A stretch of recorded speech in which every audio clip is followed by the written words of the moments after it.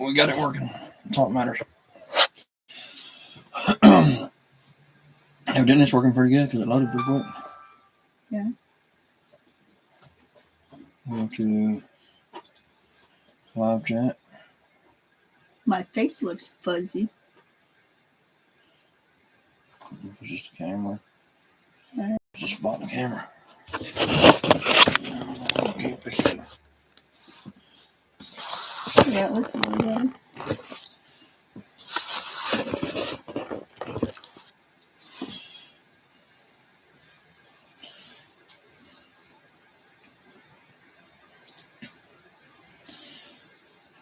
One person in, it looks like.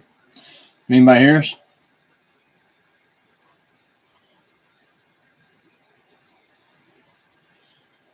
Arkansas Pepper says, hey. Hello, Arkansas. Hey. Can you hear us pretty good now?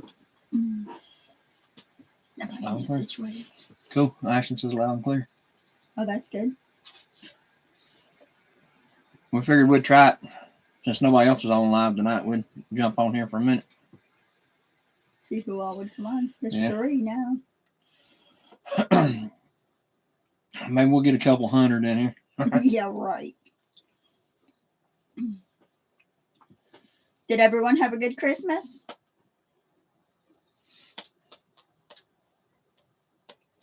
Sounds good. You have a good Christmas. Yeah, we did. Yeah, that's pretty good.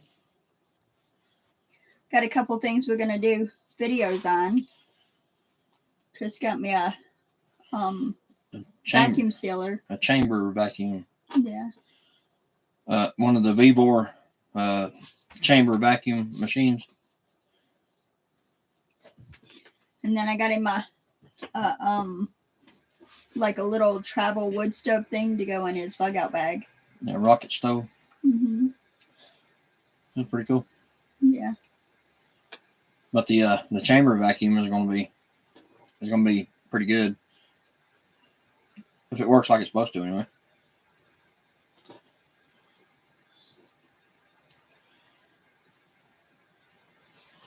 Did you have a pretty good Christmas, Arkansas?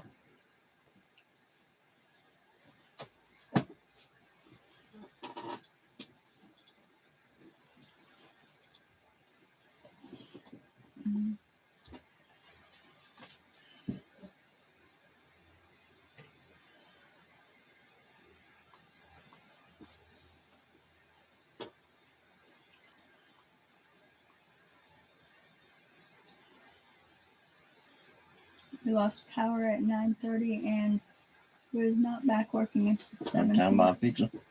7 p.m. last night. Oh. Was it bad weather there, like snowing or something?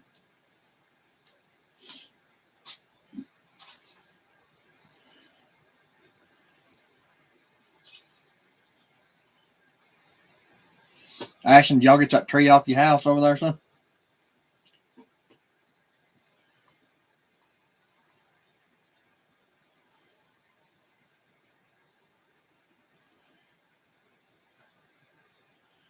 That has to be like a blurry spot on that camera.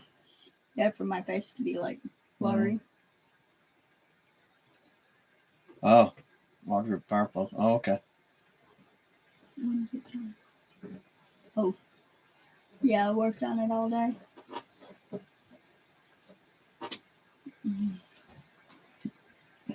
That's evidently got them back up. That's my nephew Ashton that's in here, Arkansas. His they had a tree fall across their house today. That's why I was just asking about if he got that tree off his house or not. Looked like it done a pretty good bit of damage to it. I mean, it didn't crash the roof in or nothing, but it looks like it poked a few holes in it for sure. Mm-hmm.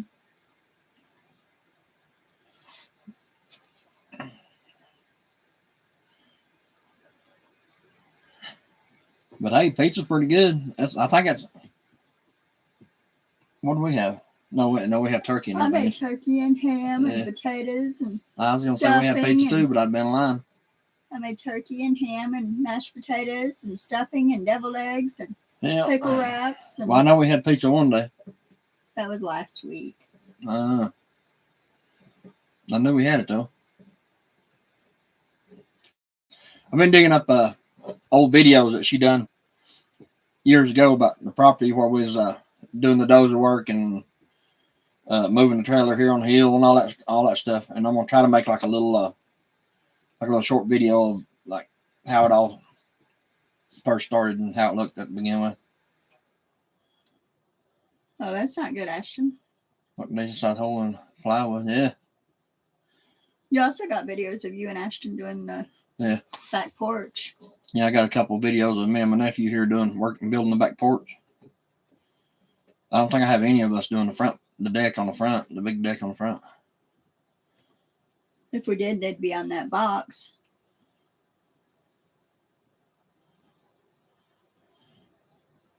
Blew down like dominoes. We had all the food, but not able to cook anything. Ooh, Yeah. that's not good.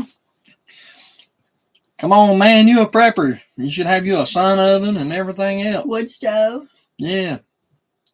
That's how I'd do mine. I'd have threw it in that big pot and threw it on the wood stove. Yeah. We're gonna build a sun oven here pretty soon. I'm actually gonna take that satellite dish off the pole out there, the HughesNet satellite, because that absolutely sucks. The HughesNet absolutely is a joke. But anyway, I'm gonna use that pole that they cemented in the ground, and I'm gonna build a sun oven to set on it, and that way I can turn it on that pole to keep it in the sun all day. Just got to figure out a way to mount it. Well, I could cut the mount off the bottom of that satellite dish or something, whatever. Yeah. Then we'll have to cook something in it. Yeah. I've been wanting to make one for a while, just to try it. It was raining, no sun. The oven was what I needed to cook. Oh, okay. Yeah. Yeah, that made a difference. Yeah. Yeah, that made a big difference there. You ain't got no generator or nothing like that? No standby generators or nothing? We got 2. Yeah, we got 2 now. We got my big one since we finally got it running, and then we got that new one, little one we bought. Mm-hmm. Yeah, I don't even know if that thing can run microwave or not. 2,000 watts. It's actually like, I can't even remember now. I'd have to go up and look at it. But what, the little one? Yeah, I think it's like 1,800 watts. It might run a microwave, but there ain't no way to run the whole house. Well, that thing we were talking about getting is like an oven thing that sits right on top of the wood stove. We need to get one of them too. Yeah. He might need one of them too if he has a wood stove. Yeah, I don't know. Do you have a wood stove, Arkansas? I'm gonna take in hopefully like spring or something when I don't have to use the wood heater no more. I want to take it out and take it to like a welding shop, a fabrication shop, and I want to have a back welded onto it with a door. But I want the smoke to come up kind of like a chamber that's around it, but not on your food, but like around in the chamber and then out. I want to make an oven on the back of it. I've been wanting to do that for the last couple of years. I just ain't never got time to do it. And it's just so heavy. That's going to take 5 or 6 people to get it out. And well, it took, 5 of y'all to get it in there? 4. It took 4. But it took 4 people to bring it in here and put it on the little hearth we built. What was you, Lawrence, Kyle, Jordan, Ashton, wasn't it? I don't think Ashton was there then. Oh. But I know it took 4 of us. Very heavy. See, Ashton was there. Yeah. Yeah, I thought Ashton was there. Can you imagine how heavy it'd be if I had a box welded on the back of it, make an oven? I want like an oven with a door on it where you could bake bread and stuff like that in it. Just like emergency cooking type thing. Because it gets so hot.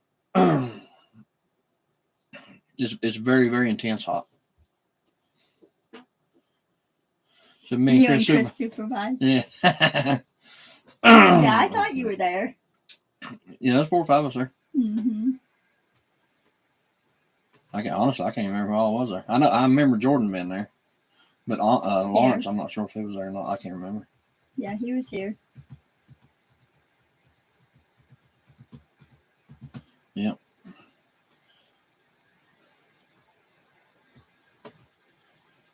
You're Pat. My mom and Papa have a good Christmas, Ashton. You're Pat. My mom and Papa have a good Christmas, Ashton.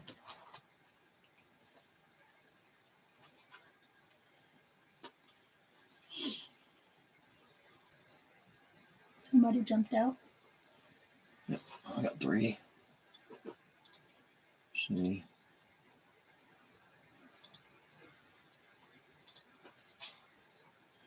Go back. Maybe we'll get a few people in here tonight. I mean, since ain't nobody else doing a live that I know of. I don't know if anybody else doing a live right now. I look to see, make sure we weren't jumping in on nobody. I need to get with that guy Joe from St. Bernard Acres and figure out how we can do a one together. Yeah, one.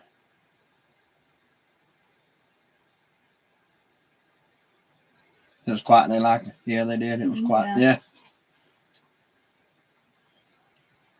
Yeah, I guess everybody's gone now on that cruise and stuff. Arkansas, I was going to ask you. I got to sneeze. Me and St. Bernard Acres, we want to do a live together. You know, like a joint one. Yeah, like kind of like I want to go on his channel and stuff like that, or we want to go on his channel like guest or whatever. But what program would we need to do that?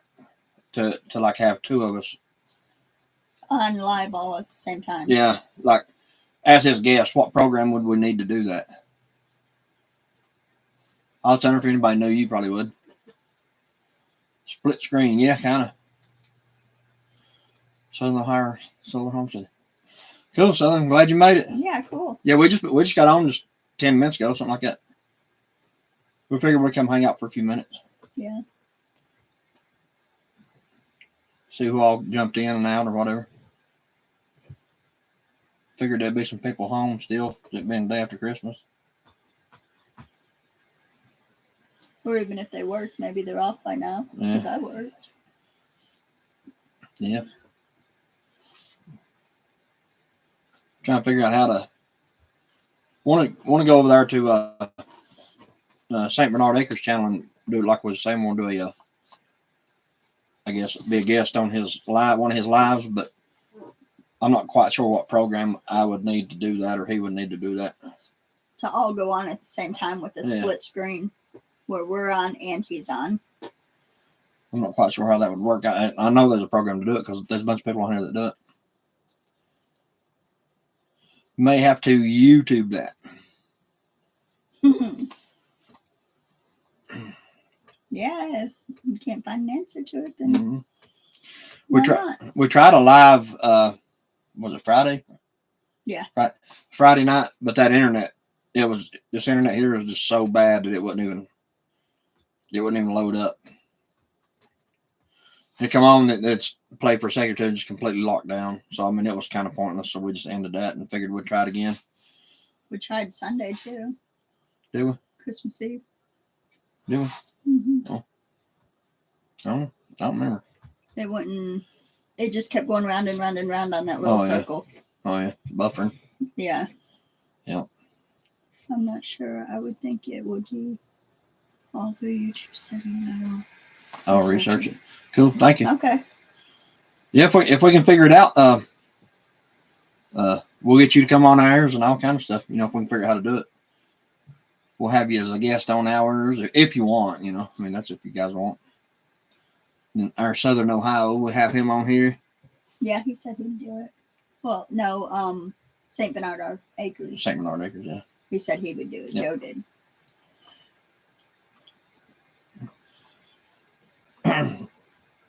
So, I think it's G Bear. He gave us a shout out on his channel there the other day. Last week. Yeah. Yeah, we do too. Yeah.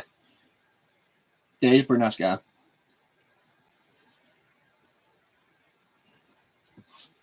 We're gonna try to, like I said, we're gonna try to figure out how to go on like a live with him one time. I always thought it'd be pretty cool. And then if we can figure it out on this one, we can have like a couple of you guys on here too. So, I mean, if you want, I mean, that's totally if you want. I thought it'd be pretty neat to do stuff like that.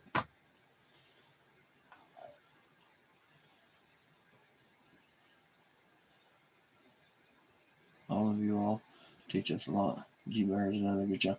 Yeah, G Bear. Yeah, he gave us a shout out on his channel too there the other day. That was pretty cool. Yeah. Yeah.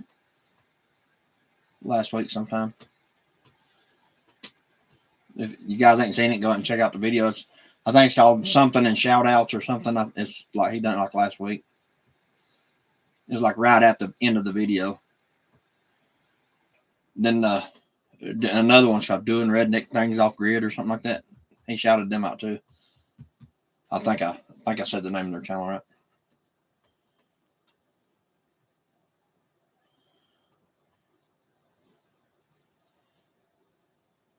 I seen that. That was Cool. cool. Yeah. Yeah, we thought so too. That was nice of him to do that. Mm-hmm. I did reach out to some of the other. Just to be honest, I did reach out to some of the other like larger channels and just ask them for, maybe come check out our channel and maybe give us a shout out on their channel to help us get up to that 1,000 mark. And some of them pretty damn rude, to be honest with you. I deleted a lot of subscriptions. Just Well, I mean, they could just say no instead of being rude, yeah. or instead of getting hateful. Yeah, that was I like to keep it PG on here, but there's a real ass. We got 7 people now. Yeah. So said one guy told me, he said there's two ways to grow your YouTube channel, and that is put out a lot of videos With good thumbnails. with good thumbnails, or put your wife's ass in every thumbnail. And Your that's channel not grow. happening, so Yeah. he better come up with some good ideas and good thumbnails. That's really what he said. That's what he said, but you better come up with some good videos and good thumbnails is all I got to say.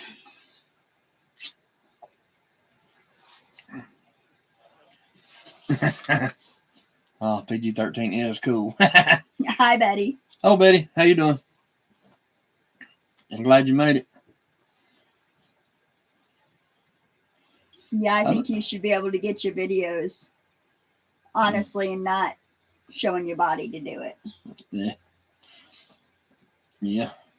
There's one other person I've been wondering about too, is Drew. He ain't been on here, and I haven't seen him on one of our lives in a month now. Of course, I mean, we ain't done that many. Right.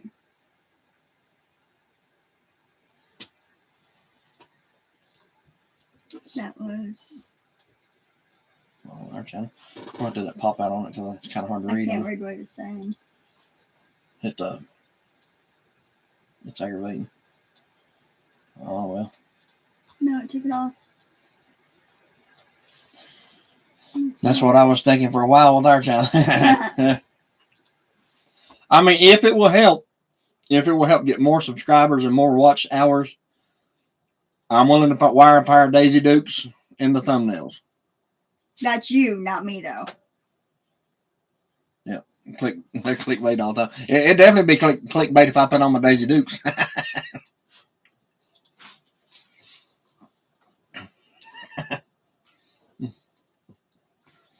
I think it's going pretty good, though. I mean, what, in 3 months or something like that, we got 517 subscribers, I think. What are your watch hours? They're like 18 something. 1875 right now. I mean, it's going pretty good. Yeah, considering. Yeah, considering, yeah. Considering we're both working and don't get a whole lot of time to do much. I figure when I get better content.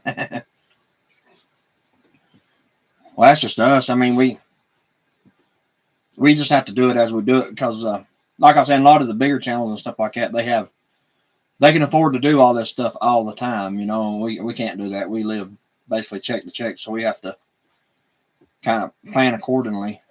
Don't forget the cowboy boots. The Like wife you says. said. Yeah. Yeah, about halfway there. Almost yeah. halfway. Yeah. But we're hoping to have a few good videos out this week. Yeah.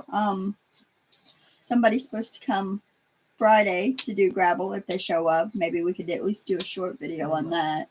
Yeah, I don't look for I don't look for him to show up, to be honest with you, but we'll see. And then the chamber vacuum you got me, we can do a video on that. Yep. The wood stove bug out bag for your bug out bag, we can do a video on that. It's rocket stove. Rocket stove, yeah. And then the prepper store said they wanted to do one. If I don't know if they want to do it this week or next. Yeah, I haven't talked to her this week. I haven't talked to her In a couple weeks because now. of Christmas. So. Yeah. So whenever they call, we can do that. Probably going next week to look at those shipping containers Yeah. and try to pick one out. And then we can do a video on that one when we get it. Excuse me. Yeah. And then you want to do that. You and I want to do that sun oven. We can do one on that. Yeah, I want to do that pretty quick though. Mm-hmm. But like Arkansas was saying, if it's cloudy and raining and stuff, that sun oven ain't gonna do nothing. Right. The sun oven, I want to build it pretty soon. Actually, I'm gonna build either This weekend or this next. weekend or next weekend. Tomorrow. We need gravel, but we need someone to bring it up in there because we don't have no way to get it right now without someone bringing it because we don't have a truck.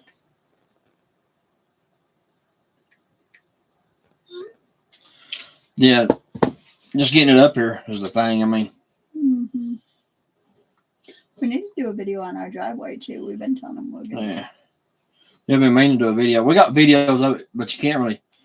In the videos, you can't really tell much about the driveway, but That and they're like real slim videos Just where I let did your them with phone my turn. phone. yeah, you got them. I had them like turned the wrong way, and they're like from 5-10 years ago too, Yeah. ain't they? Yeah. We have them on that backup thing. Backup box. Southern Ohio, if you're a little bit closer, you could come do our driveway. Yeah. We need to get it done. Eventually, maybe somebody will eventually bring some. That guy said he'd bring a load Friday, so we'll see. We've been trying for 10 years, and we got what, one load? We got one load in 10 years. This would be number 2 if they come.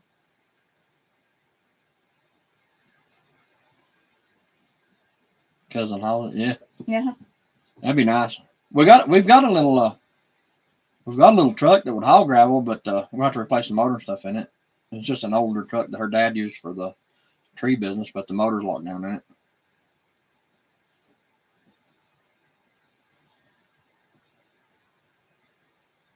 Where it appears to be.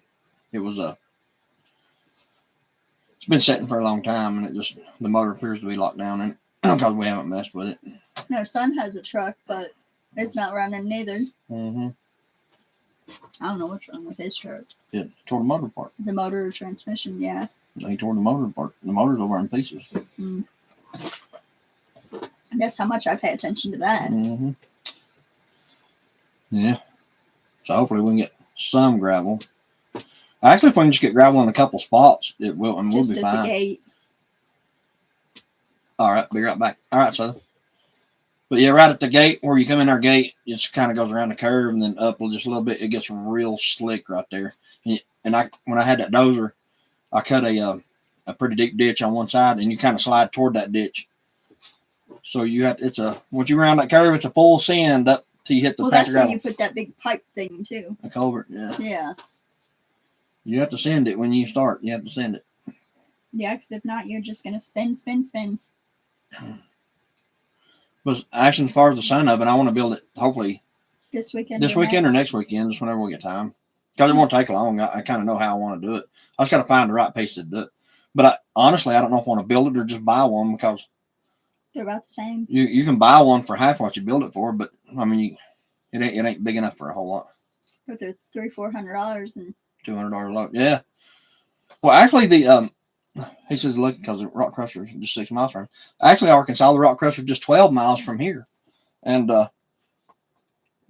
they won't come. I'm going to get me a bucket and put it in the back of my little SUV and get some in 5-gallon buckets. That'll be the next thing he hauls in my car. Watch. Yeah, we got to.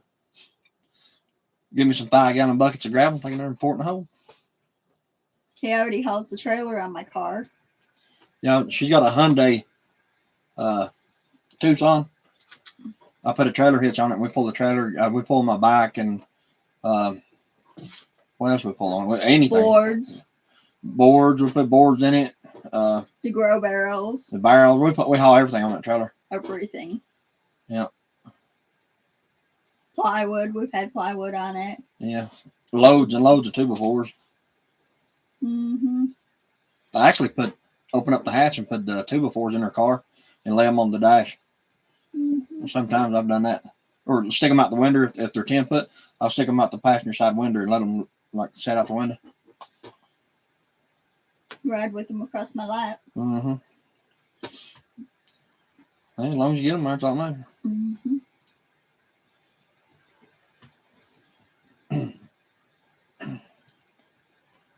This thing don't look like it's lagging or anything. I mean, of course, you can't really tell, but Yeah. 41. About a 5 second. Mm-hmm. According to that counter out there, yeah, about 5 seconds, which ain't bad. Is it hard for them to get to our house? No. I'm gonna say no, but they say yeah. But see, the thing about it is, the last load we had one load brought in here, and he was a 4-axle truck. That was a big, big, big dump truck. It was 4 axles in the back, and he brought it right up to the house here, turned around, and left right back out. And he said it wasn't no problem whatsoever. He said, I don't know what everybody's problem is. He said, there wasn't no problem at all. But he never come back with the second load. Yeah, he said, but I'll be back with a second load here after a while. He said, I got to go run down the next town and deliver one. And I ain't heard from him since. So, But we've taken the Cadillac that Jordan has. We've taken it down. What's Paula's car? it's a Toyota Celica or Camry. She come in here with it. Angel's is a Kia. We had a Kia. Then we have my car, your car. I mean, we don't have a truck, so honestly, cars. that's different than bringing 40 tons of gravel. I mean, 20 tons of gravel in here. That's 40,000 pounds. I mean, that is a little different. I understand that, but them cars are a little bitty 2-wheel drive too. yeah, I know, but still, you ain't got the risk of flipping over and all that stuff. But it's not bad. There's no spots over here that you're going to flip. We'll have to do a video and show them. They're never in any position that they'll flip or, like real hard out of balance. There's no places up here like that. Maybe ride the side by side down and back up. Yeah, you have to. Or fly the drone. Yeah. Charge that drone up. I ain't even flew that thing in. Well, I mean, I wouldn't do it tonight, but. Oh, no. I don't want to lose it. That thing's $500. I ain't losing that. That and start. But yeah, we had one guy come up here with a load of gravel. Well, here's the deal. When you get to off the main road down there, the pavement, it cuts onto a little bit of a gravel road, just a little short piece. And then it goes like kind of up the hill. But that up the hill part is like a rock. The road was cut across a rock kind of thing. But it sounds worse than it is. And you go up, you go across the rock. But you're like doing this right here up that rock. You know what I mean? Because you're going with the way the rock's all cut out and everything. But it's not really bad, though. I mean, it sounds 10 times worse than it actually is. But once you get across top of that rock, you go up and you drop down to the side. And then you're in perfectly flat land. You know what I mean? So, Southern Ohio, sorry, we're back. Cool. Yeah, you didn't miss nothing in Ohio. No, we're just talking about the driveway. Yeah, we're just discussing our driveway. And people not bringing gravel. Finally got the dump truck. Actually, I put ads on. Well, I didn't put ads on there. I went on there and started like everybody at like advertise on Marketplace and stuff like that. Everyone that advertised in that area, in this area, I hit them up. And honestly, if they're on there now, I've talked to them at one point in time or another. And I've even reached out to people plumbing to Knoxville. And everybody tells me the same thing. Oh, yeah, we'll bring it. We'll bring it. Well, we got one load in 10 years. So I think we had 2 loads. Because remember that first guy dropped it at the very bottom of the rock. And the guy. That wasn't here. That wasn't in here, though. That was out at the main road. Yeah, because that wasn't even up the rock. That was on the main road. Down at the mailbox. Because remember they brought it up with the dozer. That was before we had anything down this road at all. Yeah. Because the guy that took the trees down brought it up. The guy she's talking about was when we first started on this property, we had the road. The road was pretty much impassable unless you had just a monster-ass 4-wheel drive truck. But anyway, right when it first cuts off the main road, it's like maybe 250 feet before it goes up the rock. Well, that 250 feet was nothing but a mud four-wheeling area. You know, it was real deep ruts. Yeah, and it was real deep ruts and everything. But that guy that she's talking about, he brought 20 tons of gravel up there, turned around and backed up and dumped it on the asphalt and left. He didn't even dump it on the mud hole. He dumped it in the middle of a 2-lane asphalt road. So we had to go down and get one of our friends that's a couple miles away and basically beg him to bring his tractor. He was working, so we had to get him to come home, get his tractor, and come up there and scrape the gravel out of the middle of the main road because he had the roadblock and everything. He could have gotten all kinds of trouble for that, but he literally dumped it right in the middle. Well, it's a dead end road, but it's a 2-lane asphalt road out there, and he dumped it right at the end of it, right in the middle of the road. We tried to get the state to come up there, but they said they would only go like so far up it. 0.25 from the stop sign. Yeah. Or 0.2. It's either 0.2 or 0.25, something like that, from the stop sign. Mm-hmm. Yeah, everything is expensive. Yeah, everything is very expensive, yeah. That's the reason we're kind of slow with our videos, because that's what we were saying a few minutes ago, is everything's so expensive, and we live check to check, so it's hard to just, as we get a little extra, we do stuff. Yeah, just to keep continuing to do it, so. Everything's kind of tight right now. We're just like everybody else, we live the best we can. We get it when we can. Mm-hmm. We was talking today that if I'd recorded everything that from start to finish up here, I'd had 2,000 or 3,000 videos out. Same here, yeah. Yes, it's Bidenomics. But I mean, really, his economy truly sucks. But I mean, it don't matter who's in office. I'll just be honest with you. I don't care who's in office. Really, I don't, because it hasn't affected my life in the slightest either way. So, thank you. Thank you. Them are just hanging flags, but Chris actually makes flags. Like we have a Allen's Tree and Stump flag there, where my dad had a tree service before he passed away, and he made the wooden flags. Mm-hmm. Won't have to worry anymore when you start making millions. Ashton said making millions. Mm-hmm. Well, here's one that I started on, but I messed up. But get that one and show him. It's screwed to the wall. Oh, well, maybe not. The true BBB. Betty, I don't know if you were in here when we were talking about it earlier, but I was telling them that Chris got me one of them chamber vacuum sealers for Christmas. Yeah. And we're going to do a video on it. And then I got him like a little prepping wood stove to go in his bug out bag. Yeah, I got her one of those big, it's made by Vevor. It's a chamber vacuum. Or chamber vacuum sealer, I think is what it. We'll break that out this weekend and do it. It's show heavy. You a video. Excellent, yeah. Yeah, it's very heavy. It ought to work good with these, because I've got a ton of Mylar bags now, because I ordered a bunch too.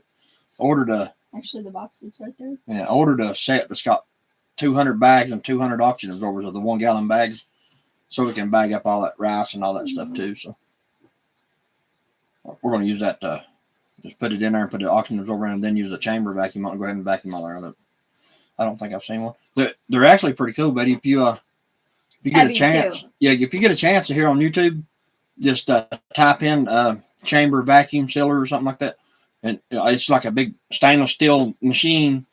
The lid lifts up on it, and you stick your bag in there with your food in it, across like a little heat strip, and then you close it, and it actually sucks the air out of the chamber and not the bag, and it holds it for so long, then it releases it, and it just like shrinks that bag down. It's pretty cool the way it works. If you don't get a chance, though, we'll do a video this weekend. Yeah. When we're not working so late.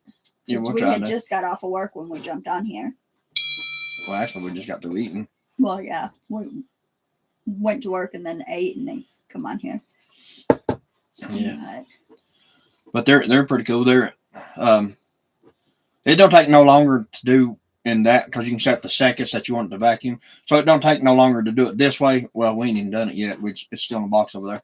But this is the catch-all room. This is where everything's piled up. So we kind of moved this computer around until we found a place that has a halfway decent signal. So that's where we're at right now. Yeah, well, we ain't got 15 million buckets. So Yeah. Enough room for our chairs and stuff, because if not, it's all buckets of food. And Yeah, this then I got my flour mill thing and the vacuum sealer Yeah, and this the is pressure tools. canner and tools and everything in here. So Mhm. it's the catch-all room. It's the spare bedroom we have that we basically put everything in. But like I said, I got all my tools and everything. signal seems good. Yeah, it's well, it is right now. The funny thing about it is it could be working here really good right now, and tomorrow it probably won't even log on. So it's just We try to see where it picks up better, either in the kitchen or in the living room or in here in the catch-all room or wherever we can move it around to try to get signal. what makes it so bad is the modem's in the other end of the house. In the bedroom. In the bedroom, but it don't matter if you move the computer closer that way or not because it don't work any better. It seems like the further you get, the better it works a little bit. It's kind of weird, I know, but then it's one of them round T-Mobile modems, and I took it apart and put the external antenna thing on it, and I ordered an antenna for it like a year ago. This external antenna, I can't even remember the name of it, but it's like really expensive antenna. It was $200 some for an antenna. Mm-hmm. And it didn't help it whatsoever. So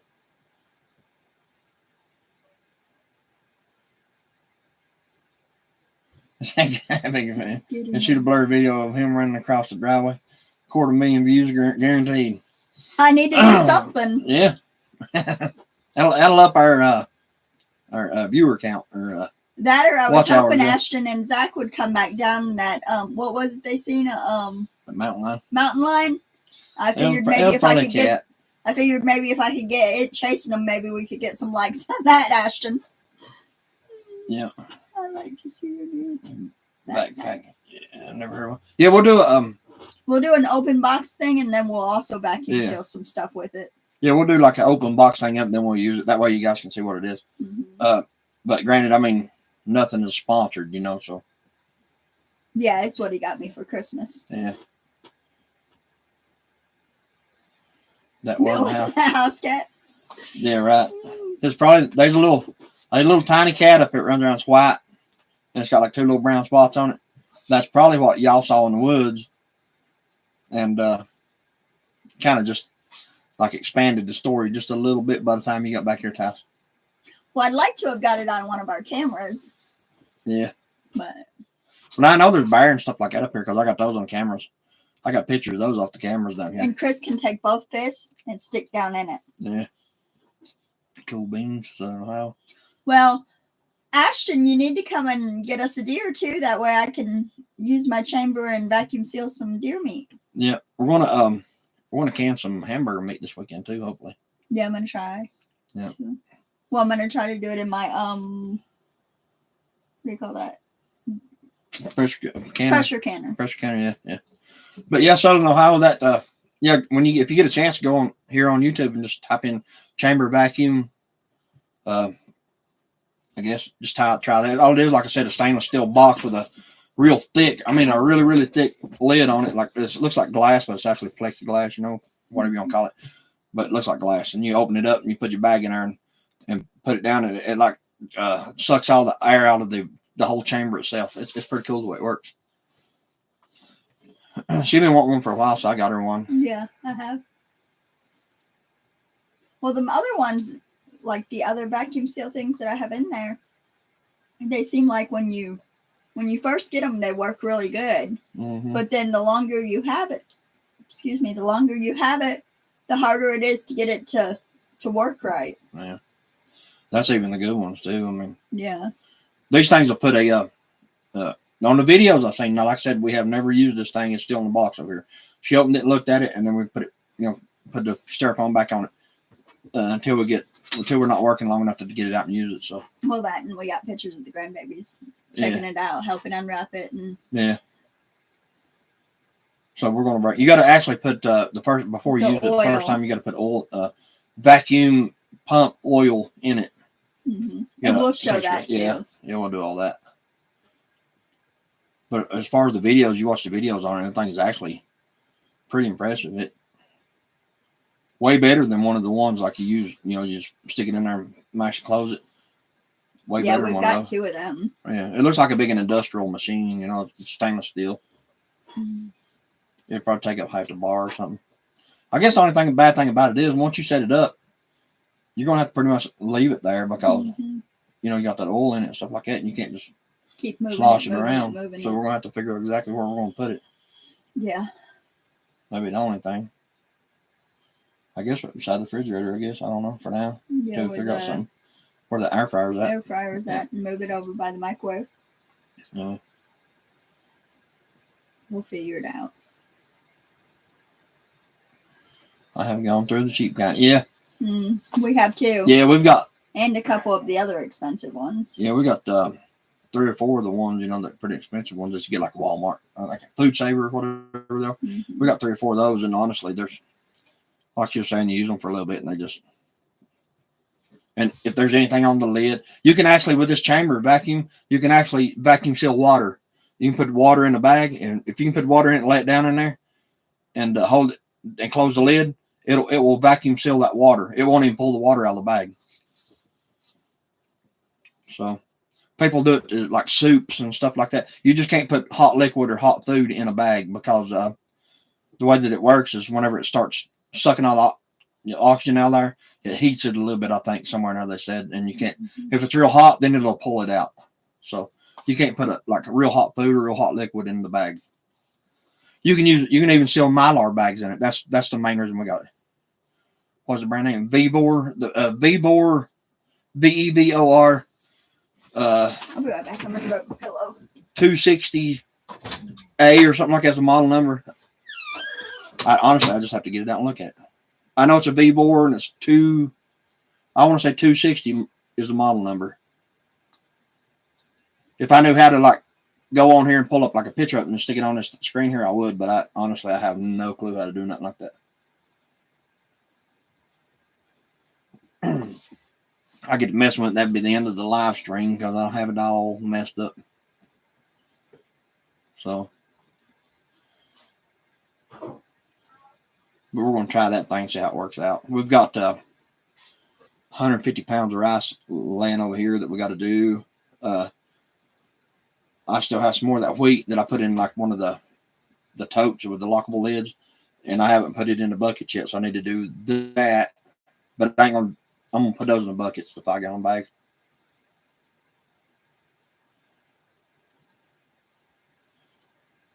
Yeah, soup before we can backpack it. Yeah, like I was saying, you can go in there and research this thing on the videos and stuff, and you can vacuum seal liquids in it. That's really what I thought was pretty cool about it. Now that on the videos I've seen, now like I said, I cannot personally say that you can do that. I'm just telling you what I've seen on videos. Because like I said, we took it out of the box, we looked at it, and stuck it right back in the box until we get more time to mess with it, which will be this weekend. But I did watch a Blue Million before she knew what she was getting. I did watch a Blue Million videos on different ones to see which one I wanted to get, and they range anywhere. This one was 200 and I want to say 239, maybe something like that. But I mean, they range anywhere from, that's kind of the lower end of the price range of them.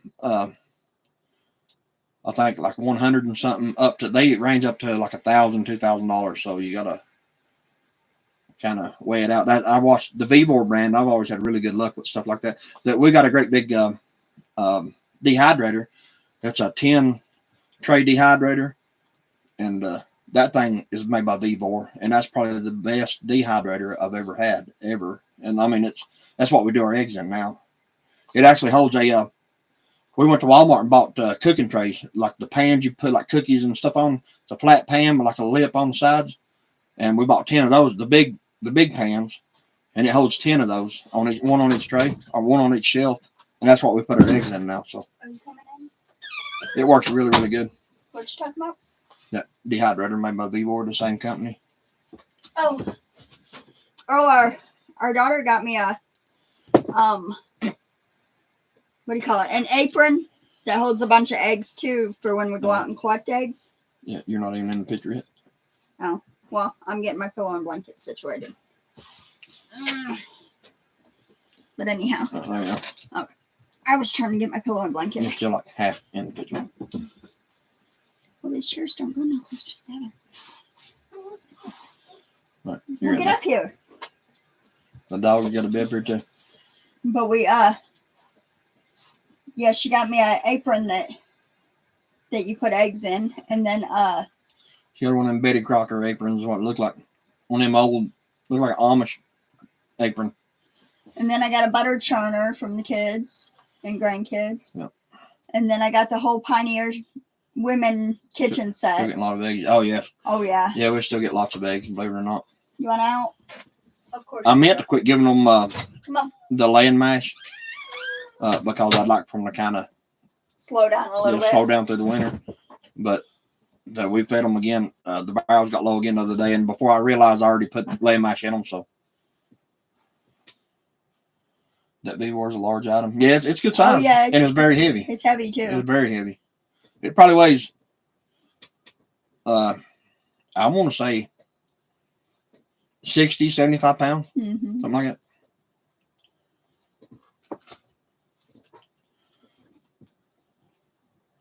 It's like I said, it's a big stainless steel machine. Looks like a big old box. But yeah, I messed up and put, I didn't mess up, but I went ahead and put the laying mash in there again before I thought about it. And after I put it in there, I was like, nah, I ain't going to take it back out. So After you put what? laying mash in the barrel. Oh yeah.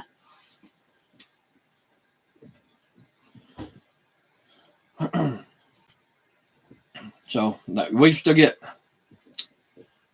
every day. It averages right now. They did slow down a little bit, but we still average Dozen and a half. just average a dozen and a half a day. And sometimes, well, I'd say Lord like 14, 15 eggs a day. Yeah, that's like a dozen and a half. 62 pounds per Amazon. Yeah, that's about right. Yeah. Yeah. Yeah, I know. And then the black Samanis, they ain't been laying long, but we get 2 a day off them. Yeah, about 3 hens, with 3 pullets, and we get 2 eggs a day out of there. mm-hmm. But yeah, we still get. I'm fixing to put 4, 5, 6 dozen eggs in the dehydrator tonight. So Mm-hmm. I need to get those done in there. We've got quart jars on top of quart jars of dehydrated eggs. Yeah. Which, I mean, that's fine. You put that oxygen absorber in there and seal it and put it in your pantry. It's good for years and years and years. So, Mm-hmm. I mean, I'll take them. Oh, and over Christmas, well, what was it? Christmas Eve, we went and got with all the kids and grandkids, and I ground up some more wheat flour, and that's what we made our cookies and our cupcakes and all that with. Be right back. All right, Arkansas, I'll be right back. If we thought about it, you know what we should have done? Ground up some oats, like made flour out of that oats, like oatmeal. You know what I'm saying? The oats we should have ground that. Yeah, I didn't think about it, but we did do our. Because then you cupcakes and your cookies and all that stuff would taste like oatmeal. Like oatmeal cookies or whatever. Yeah, I just ground up I didn't think nothing about it. I just ground up the wheat berries and made flour, and because we didn't have none done. Yeah. So. I gotta sneeze. That's pretty good. He said run across the driveway, 250,000 views guaranteed. Blurry video of him running across the driveway. Hey, I'm willing to try it. Gotta get you a Bigfoot suit. Yeah. So I'm willing to try anything, yeah. Yeah. But I honestly can't really complain though. I mean, no longer than we've been doing this. I mean, I started this YouTube channel. No, I didn't start the YouTube channel. I joined YouTube in 2013. Mm-hmm. And that was, 10 years ago. Yeah. And then we uploaded a couple short little clips with the phones. But we really haven't been putting videos on here but for 3.5 months now. Yeah, almost 4 months. But another thing is, do like KC said, and put some of the grandbabies' shoes on them chickens. A friend of mine told me, he said, if you want to get a lot of views on your channel, he said, put some shoes on them chickens. And I thought about it, but I don't know. The roosters might peck my eyeballs out. They won't hurt you too But bad. I don't know. The hens seem to rule the nest more than the roosters do. That's because they're still young.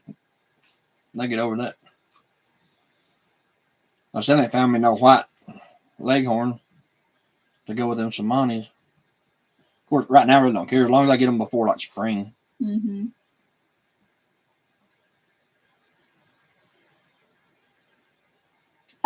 Carol 44. Merry Christmas, Carol. Yeah, Merry Christmas, Carol. Thank you for coming in. Ashton said if you run across the driveway in them Daisy Dukes. It'd be more than that. Yeah. Back. All right, Hey. Arkansas. There I go, driveway. Yeah, Ashton, if he puts on a pair of Daisy Dukes, I'm going to have to record it and throw it on Facebook and YouTube Mm-hmm. because he don't even wear shorts, let alone Daisy Dukes. It's like they tell every year, they say, what are you going to dress up for this year for Halloween? I said, man, I wear my costume every day. It's 24/7. Takes a lot of practice to get this ugly, buddy.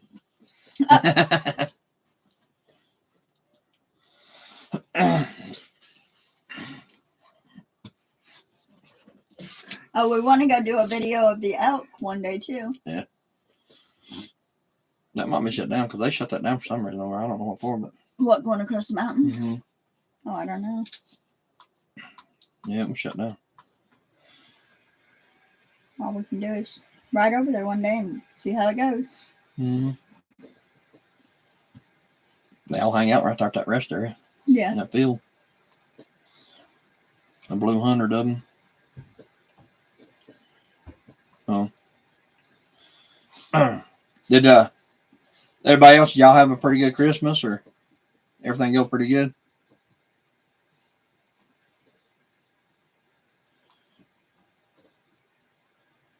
Wrecks everywhere in Haywood today. I heard that too. Yep. That's Haywood County people for you right there, bud. I think there was a couple of them posted on Facebook, wasn't there? Yeah. Yeah. There was over there in Henderson County, there was a woman parked on the side of the road. She ran over a cone, like a traffic cone, over there where they're working on that road, and she pulled over to pull that cone out of her tire, and a transfer truck come by and hit her and actually killed the girl. Mm. But he kept going, and I don't think they found out who it is yet. The truck just kept going. That's They haven't messed called him up. yet, I don't think. Yeah, that's messed up. Eastern Shore, Virginia. Yeah. So it's probably pretty good weather over there in over there in the shores of Virginia, isn't it? I'd say it's probably pretty warm. Mm-hmm. Car pile up on 40 like 6 cars. Come through Haywood tomorrow. Oh, I'm taking 2 hours. Come through Haywood tomorrow. Hope they settle down. Yeah, it's always Haywood County people's like Greene County, Tennessee people. They just can't function behind the steering wheel. I don't know what it is, but well, what the problem is you got some that know how to drive and some that absolutely do not know how to drive. being running between 38 and 50. Yeah. I'll take the 58 and 38. I don't know about that. Yeah, I don't think I like 38. Last time I was in, no, not the last time, but the time before that was in Daytona. And it was actually pretty warm down there, but it was coming I'm going to call it a typhoon. That wasn't the last time. The last time you ran over alligators going and looking for convicts. Yeah. That was the last time we went down on vacation to see Mom and them. Yeah. 38 here now. Ooh, that's cold. Yeah. Well, it's pretty warm here, though, isn't it? What is it here? It was 51 when we went to eat. What It's is it only now? supposed to get to 40 something.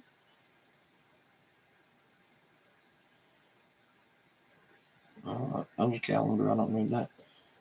I'm gonna look at my phone and we'll see what the weather is here right now. 56. It's actually 56 degrees here. Rain. I thought the car said 51. Rain today and tomorrow, actually. Mm-hmm. So Ours was good. We did it between Thanksgiving, Christmas for grandkids. Adults, kids, we call it. Thanks, Christmas. It was great, but man, missing them grandbabies. Yeah. Yeah, they grow on you after a while. Glad you didn't have a video of that gator. Yeah. Yeah, this was when he was going and picking up his convicts. He come back and the whole underneath of the Kia Was was in Naples. Naples Yeah. is the place was in. It was in Naples, Florida. I was down there for like 7 or 8 days, and found out the guy that was looking for was in Miami. So we had to go across the Everglades, and go over and do what we had to do. But it was like real late when we went over there, or actually when we was coming back, it was like 1 o'clock in the morning. But there was like frogs on the road. I mean, I've never seen anything like it. It was like looked like a gravel road, but it was frogs on top of asphalt, like the big bullfrogs, completely covered the whole entire road. I mean, completely covered the road. It sounded like he was going down a gravel road. You squished them. That was just squishing.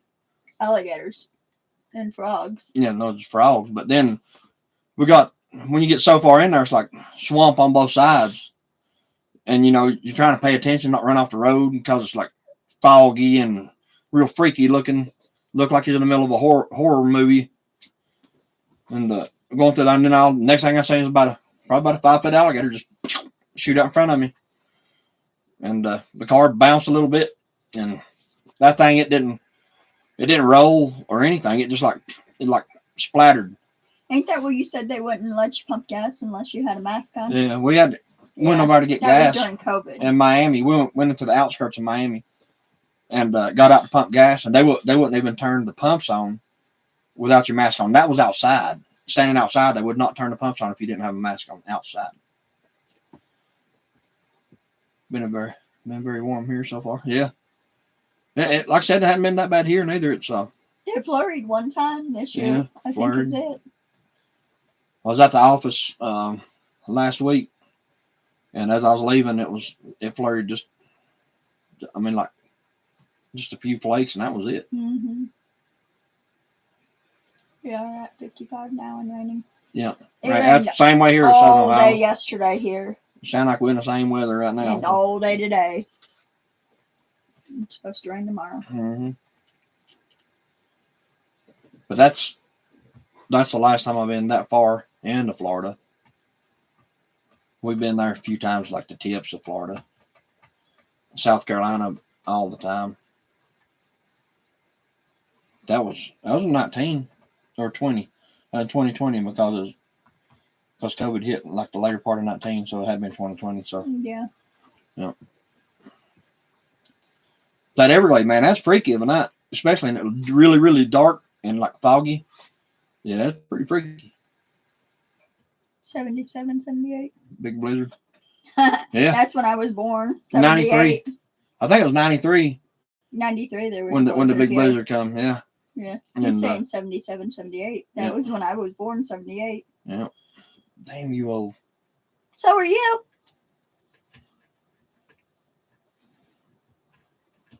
I'm 24.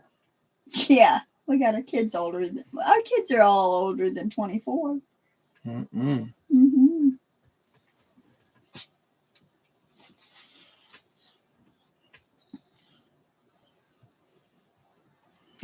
Right. I remember that 93 blizzard. Yeah. That was a pretty good one, Betty. It was, my mom and dad lived in Clyde, and I was at their house. And it was so deep when you walked down the driveway, it would go in, like if you didn't have like a whole one-piece suit on, or what do you call them thing? Like a snowsuit.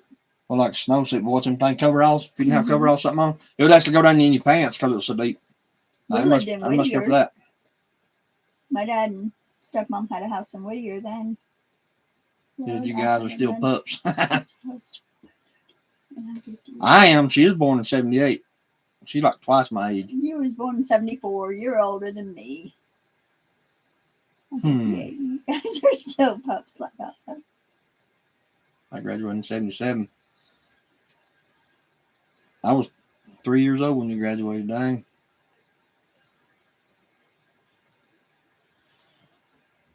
But honestly, after that blizzard, it's come a few snows up here where you get 10 a little bit, but 10 not and 12 much. inches, but it's gone like within the next day. But at least by the next evening, it's gone. Mm-hmm. If not the same day. But Hey, winter's here. Winter's here, and at home, at the other home, it's not.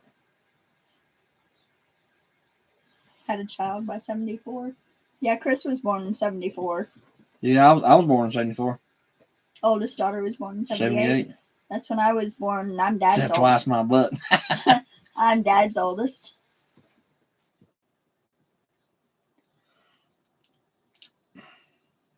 I call it wisdom ages. Hey, if you notice, check out the silver fox streaks right there.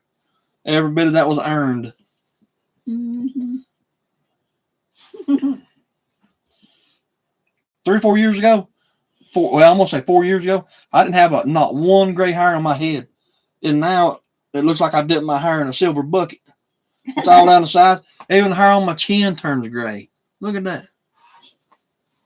That's something else.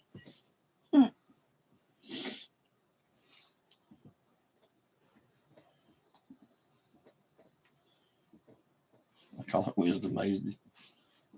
That's exactly right. Wisdom is what it is. I think everybody here would disagree with you, but I'm going to agree with you.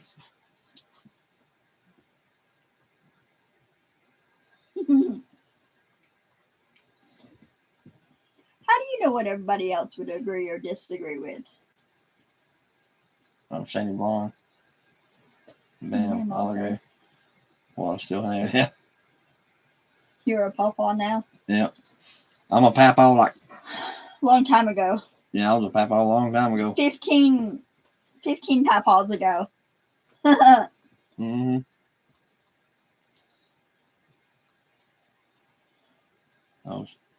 Yeah, that's what mine was, like a sandy blonde, like a brown. And man, I tell you, that's something else.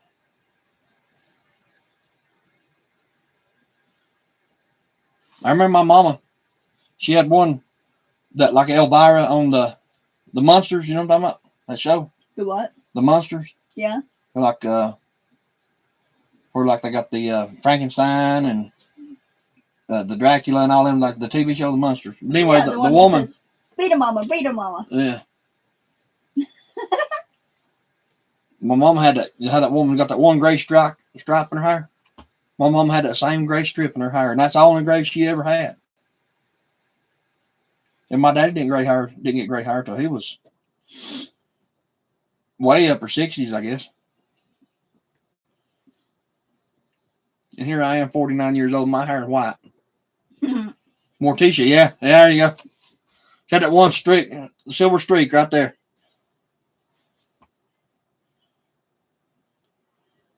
I can remember what happened in 65. That sounds like you. That's exactly me right there. Mm-hmm. I can get up and sit here. I can sit here and I think that I want to go into the living room and get something, and I can walk into the living room and I'll come back and I've done completely forgot about what I was going in there to get. It's like working on stuff. I get out there with all my tools out, get them all out. I start working on something, and I'll lay my tape measure or something down, and it takes me 30 minutes to find that tape measure I just laid down. The wife says, y'all might be related. To us. To us, yeah. You never know. My daddy was a truck driver.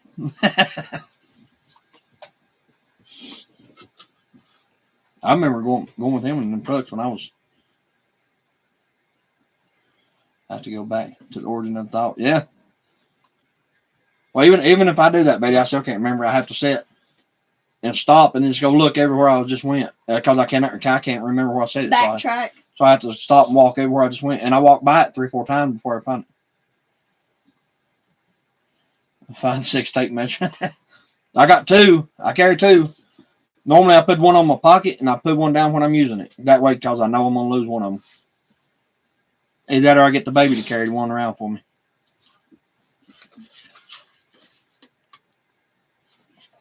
I had to get him his own tape measures and everything else. So. Because if not, he don't give the one you give him up.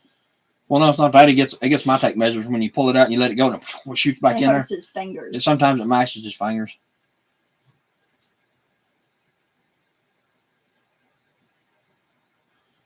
Their grandma was a coal miner. Yeah. I tell you what, my daddy always told me. He said, "Son," he said, "I'm afraid to throw a rock down the road." He said, "I'm afraid to hit one of my youngins." So that's what my daddy always said. And just be honest with you, I kind of believe it. Because it's just mind blowing how many times we sat around and all of a sudden somebody calls or something like that, or shows up, wants to meet their dad. I'm like, wow. Oh, yes.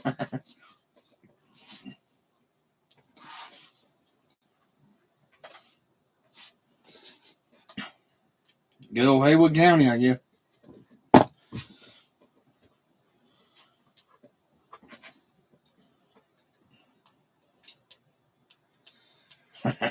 He's done a little bit of everything, but he drove a truck for a while. I remember laying out of school whenever I was in elementary school.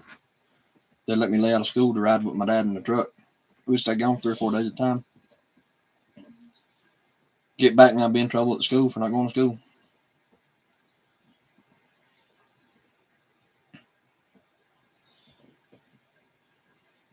Yeah, 70s and 80s was a blur. Yeah, it probably was for him too.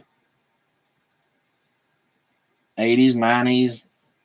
Well, he died in 2013, wasn't he? Mm-hmm. 2013. That would have been fun. Yeah, whenever I was, like young, I mean, like elementary school age, like early elementary school, I'd lay out of school and go with my dad. My mom and dad let me just so I'd go with my dad. But my dad, he knew how to do a lot of different stuff, like plumbing, electrical, carpentry work on cars. I mean, just anything like that. I mean, that's kind of how Kill the animals in the yard. Yeah, anything homestead related, he could do it. Because I mean, in all honesty, because the way they grew up, I mean, we was borderline the same. We had just a little bit more than they did, but not much. I'm a marriage connoisseur. I'm a marriage connoisseur. Yeah, my dad and them grew up. It was like, I guess, depression days and all that stuff. I guess I don't know, but I mean, they said he tell me stories about when they grew up and stuff like that. But even when we grew up, we was poor. I mean, we grew up very poor. My daddy would walk out in the yard and get a chicken. He had chickens and stuff like that. He'd go out there in the yard and get a chicken and whack its head off and bring it in the house and hand it to my mom, and she'd pluck it and singe it and cut it up, and we'd eat. That's what we eat that night. Marriage connoisseur. That's pretty good.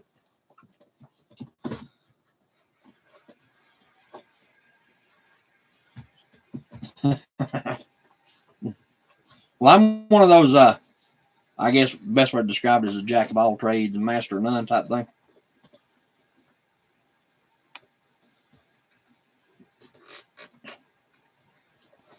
I like to build stuff.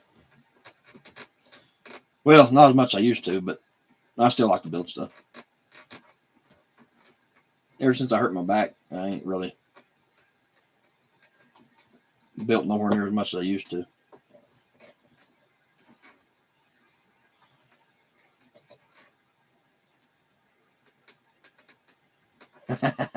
So, that's I understand, Southern. It's when you get up there in your age, the years all run together, so it don't really matter. Hey, Chris can play the guitar pretty good too. If we could just get him to do it one day, he'll have to play for everybody, huh? Mm-hmm. Yeah. He probably won't though. I haven't played guitar in 3 years now? Yeah. 2 or 3 years now? Yeah, about 2 or 3. Mm-hmm. About 4. Yeah.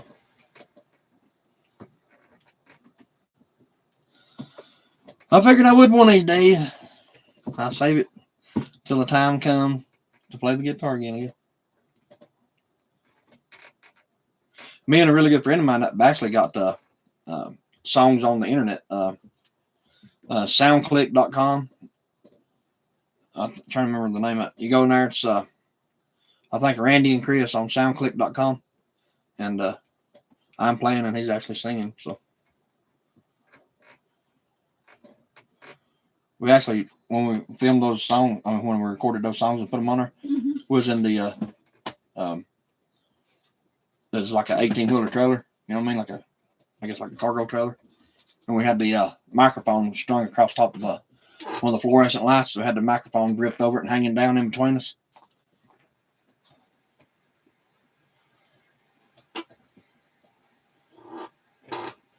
That was back probably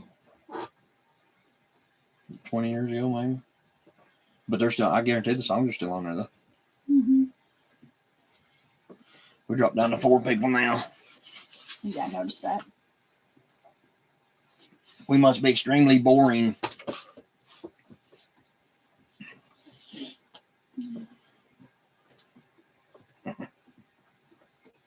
Or you are. One of the two. I'm not real sure. Oh, hush.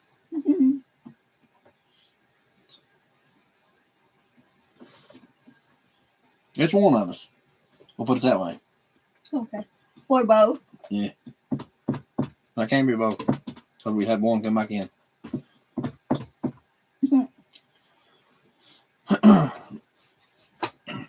They said if you ain't going to play the guitar for them, they were leaving. Maybe use that soundtrack on a video. Yeah. Yeah. Good, yeah. I honestly need to go in there and see if I can. I'm having a blast. Yeah, me too. I need to go in there and see if I can like download the songs again because, like I said, that's been years ago, and that was back when my mom was alive. She actually wanted us to do a couple. I can't even remember the songs now. I don't even know what I was on there, but there's a couple songs she wanted us to do, and we actually done them. And I burned them onto a CD for her, and she listened to them in her bedroom, but pretty much up until she died.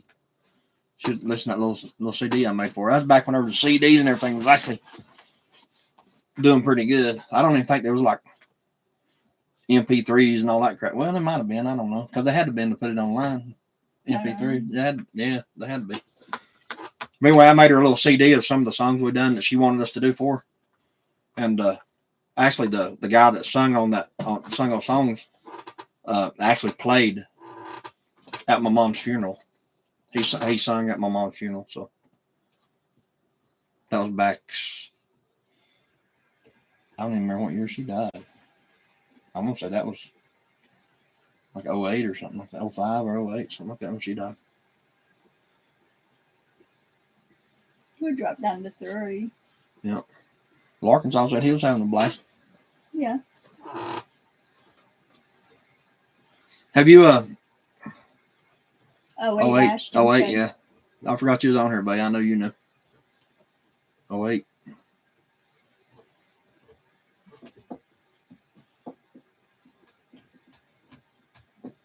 Arkansas, have you heard from Drew any? He used to come on here 2 or 3 times. I haven't seen him on Number Lives in a while. That's what I was talking about earlier. Drew's Lens. I love listening to you guys. It's that southern slang.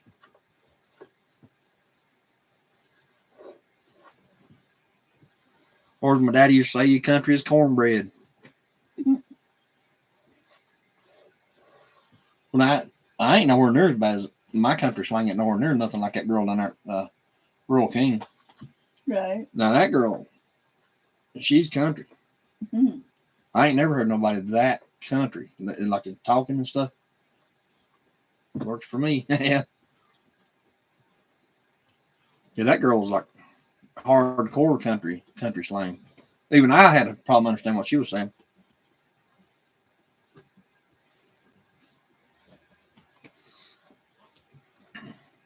She said that she sounded like a fiddle. Ain't that what she said? Yes. She said everybody told her she sounded like a fiddle. Yeah.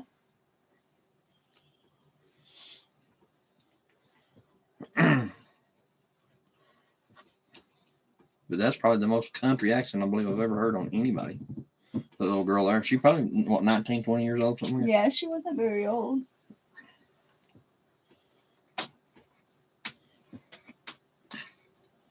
So hopefully after we start getting more subscribers and stuff like that, well, maybe we'll have a bunch more people come in on there. Have a little more to talk about, huh? Yeah. Or a little more people jump in on the conversation.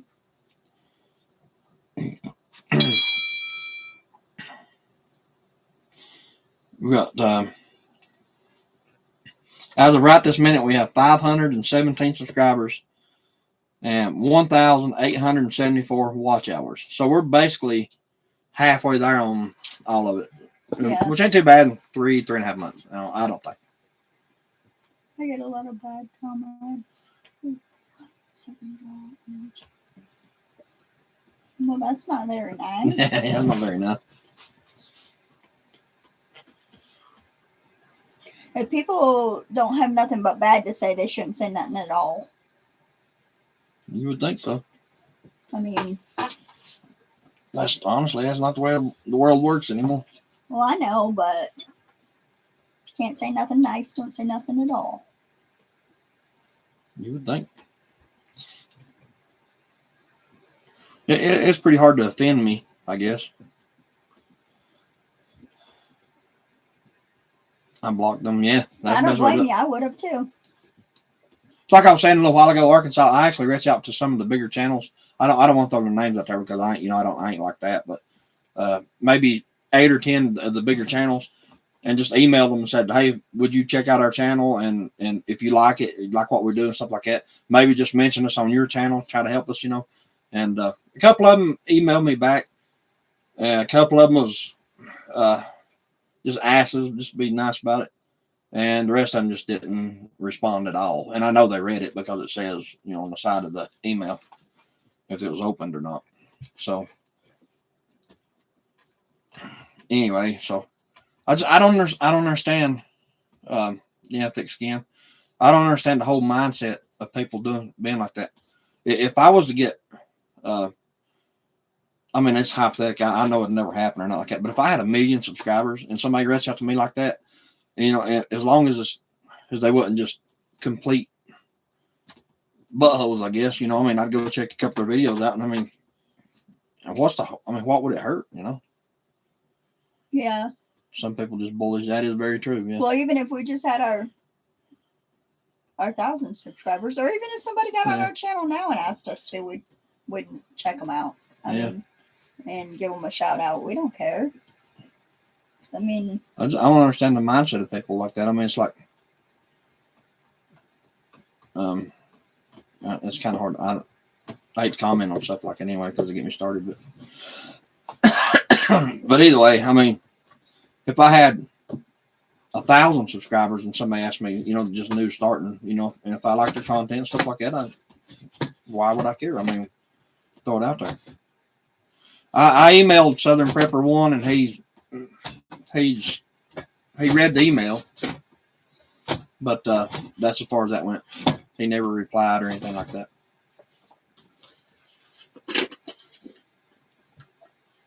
He was one of the ones that never replied. But it's better not to reply at all than to reply negative. Yeah. I don't care. I just figured I'd try it.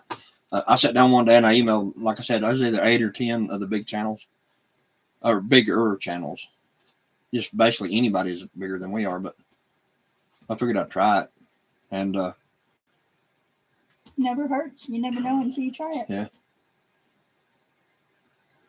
But actually, G-Bear gave us a shout out on his channel. I thought was really cool. Yeah. If I ain't mistaken, it was Southern Ohio. They done on his channel too, wasn't it? Yeah. Yep. And then Joe did on his channel. Yeah. Well, kinda. He kinda did. Because he wants to do the joint thing, whatever you call that. Yeah. I don't know what it's called, like the guest on his live or whatever. In all honesty, if I know how to do a guest on this, we just bring everybody on, you know what I mean? Like, yeah. Well, anyone that wanted to. Anybody that wanted to,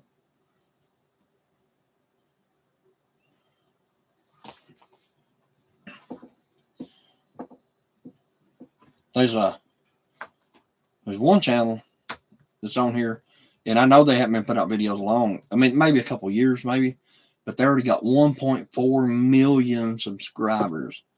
And their videos are good, don't get me wrong, but it's... Can't believe they tried to charge money for shout outs. But now one, like I said, I ain't gonna mention no channel names or nothing like that, but yes, one of them wanted money to do a shout out, a 3-second shout out, or a 30-second.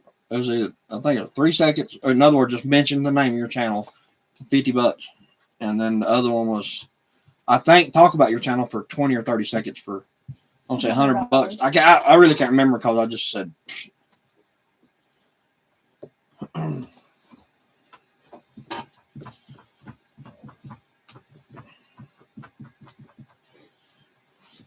a lot of the ones that I watch, but they get into that drama stuff, I'll click off of that because I don't get into that.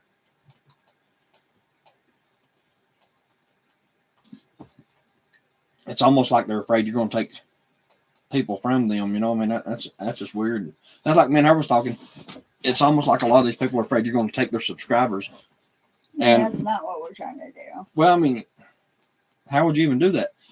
If you put out 1 video, 2 videos a week, and they're 15, 20 minutes long, there's hours and hours and hours and hours for the rest of that week that somebody needs something to watch. You know, so I mean, they're not going to. Whatever. I just don't get it. But whatever.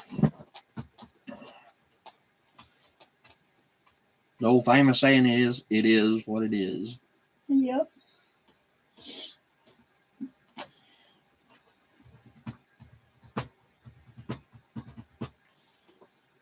But yeah, Betty, I did email him, and he has not replied.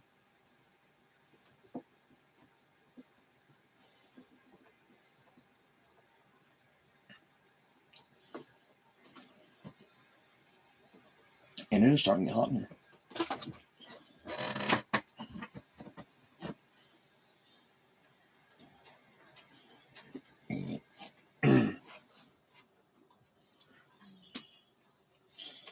You have to do that pop-out chat on this thing, or you can't see what it says, but then you do the pop-out chat on it, kind of cuts your head off a little bit. Well, there we go. That's better. Yeah. As far as it goes over anyway. He has cut down on doing videos lately. Yeah. I think he's got more into the, I mean, I do watch him, you know, I'm not mad because he didn't, don't get me wrong, but it's, like I said, it is what it is, and everybody has their own thing going, but I think he got more into the, like the news article type stuff. I don't know how you would like to just, I think he calls it boots on the ground or something like that. He's got more into stuff like that than doing like prepper videos. Of course, I mean, honestly, I can't say much. We ain't done. We ain't done hardly Like, any. as far as prepper related stuff, we haven't done any of that in a while. Mm-mm. No, we did our Christmas light video. Yeah. We did the Holly Wild. Canes Cove. Holly Wild. Holly Canes Wild. Cove. Yeah. What else did we do?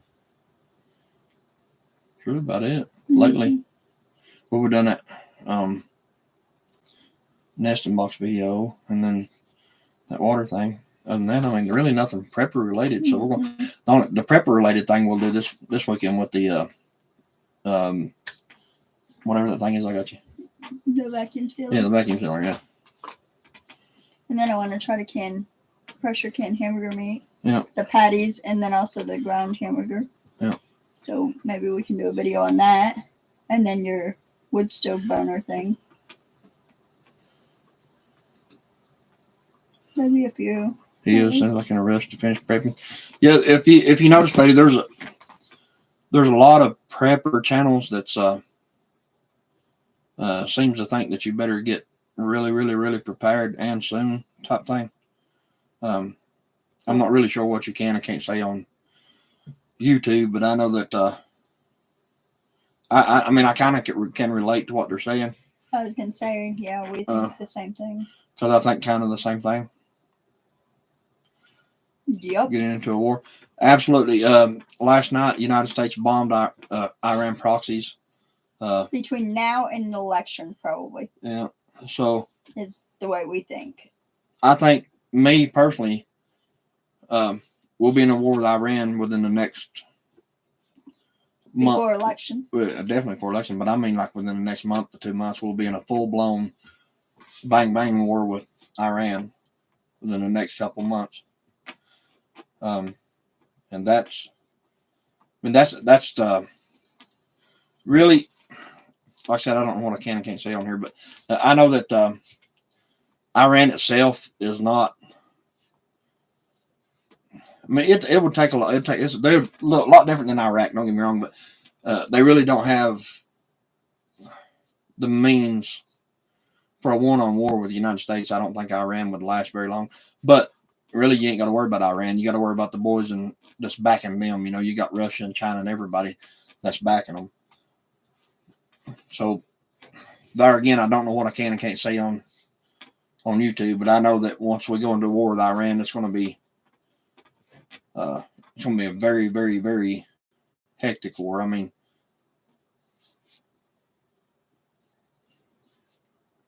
yeah, I'll just leave it at that. But anyway,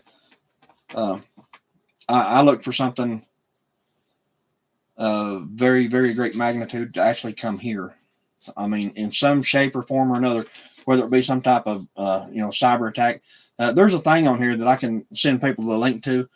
It is it's a live cyber tracker. I think I talked about it one time before. We did it on our live video. A cyber attack tracker. Where it shows where they're attacking right when they're attacking. Yeah. We pulled that up on one of the live videos, or you did. I didn't. I'm not sure if I can post a link in here to that. I don't know. But if you can pull that up, and it shows you how many times per day that the United States has been attacked, or the United States is attacking another country with cyber warfare. You know, it's actually mind blowing about how fast it is, and I mean it's just like constantly going across like that. It's just constantly. Didn't you hear about? I think it was Israel, or was it? Lord, I haven't watched it because it's Christmas and stuff, so I haven't really paid a whole lot of attention to it. But I think it was Israel or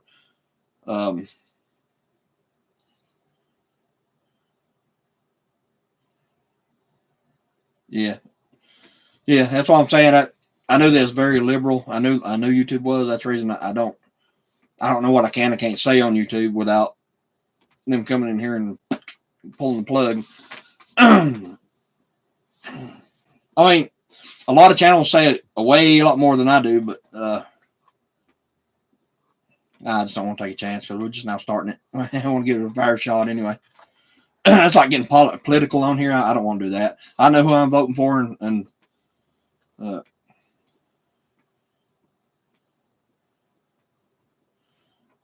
I've actually calmed down some. Been prepping my whole life. Yeah, I mean, look at it this way. If you sit and you prep and you have all this stuff put up and you cycle through it, where it don't go bad. Well, I mean, if you prep it right, it ain't gonna go bad in your lifetime anyway. But look at it this way. I mean, it's there. If you don't never need it and you pass on or whatever, your kids or your grandkids are gonna have it. Because if it don't happen in our lifetime, it's gonna happen. All civilizations are all of them fail at one time or another. All of them stop, basically. Yep. So I mean, it never hurts. And I just hope we're all ready when it does happen. Yeah. You can never be ready for everything, but be ready enough to deal with the situation. Me personally, I look for some type of, I'm going to say some type of EMP weapon or some type of cyber attack is what I personally look for here. Because, if you go back and you read and you look at all the news articles and like different countries, what they say the number one way to take America out of the fight is to kill the power. Kill the power and you take them completely out. They're done. USA is very young country. Yeah. Yeah, it is. And it's become a very dumb country, just to be honest with you. Yeah, a lot of people think it's not going to happen now. But they say experts, I don't know who the experts were, but just everything I've read and watched, they say that within civil unrest. Yeah, exactly. That's what I'm saying.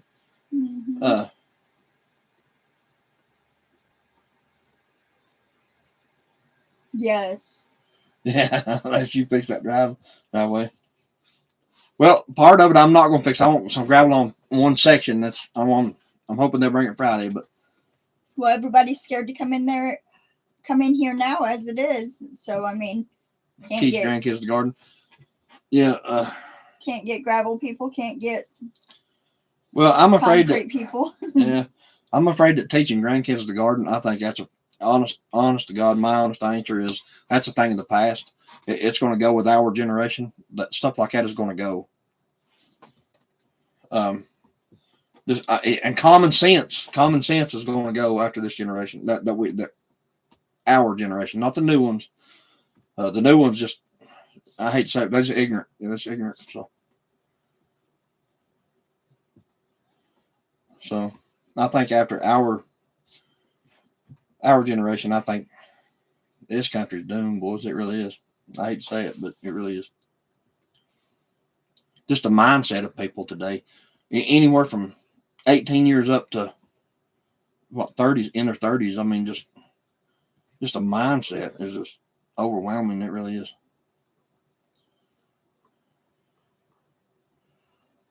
Mm-hmm. I'm mostly gone already. Working in the medical field, yeah. I mean that'll be good. The medical field is something that'll never go. Yeah. I mean, you got nurses, EMS. You got three things that'll never go anywhere. You got your medical field, your law enforcement field, and your funeral home field. Those three things will never go anywhere. And they better learn to like old rice. Yeah. Yep. Yeah. Rice and wheat. They said they found wheat back in old tombs that would actually still edible. Well, that's something we'd be good on is like the rice, the beans, the bread, cornbread, The basic stuff. eggs. I mean, them will be the things we'll be living on. Oh, and one thing we forgot to mention, everybody, is our 5-gallon bucket full of macaroni packets that we showed. We don't have them in here, do we? But anyway, we did actually open one. They've been in there since 2014, and they taste just like you just bought them at the store. So, well, we have one, but we'd have to break the seal again. Oh yeah, I don't want to break the seal. Those things, we took a Mylar bag and cut it, into like a long one like that, and then sealed it all the way around. Just let the top of it open. We took a box of macaroni and cheese and poured it in there, and then took the pack of cheese and just stuck it down in there, and then we put oxygen absorber in there, and then we sealed it. And that was back in 2014, and we cooked it that night. That was a couple weeks ago, wasn't it? When we did the video, yeah. But anyway, we cooked it, and it tastes just like you just bought it at Ingles. So, and that was 9 years. It's 9 years old. Yeah. The cheese, when you first dump it in, it's a little clumpy, but you can mash it up with a fork or with a whisk or whatever, and it goes right back to the form. Papa used to say, grave diggers and delivering babies. Yep. Yep. Yeah, and that's even the law enforcement side of it. That's something where he was just talking about civil unrest. Really, where do you think that law enforcement's going to be? They're going to be at home, or trying to get out of Dodge with it like everybody else, Mm-hmm. Trying to get to their families. I personally work with a bunch of law enforcement, and they have the same mindset we do. Yeah, in a real life situation. Right. Yeah. That's what my dad used to say, Arkansas. He said, if you don't eat it, you ain't hungry enough yet. If you get hungry, you'll eat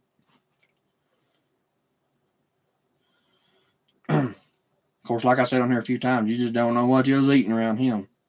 If you're eating at my daddy's house before he passed away and he got it out of that freezer, yeah, good luck. It could be anywhere from mud turtle to pig nuts. Just be honest with you, just be blunt.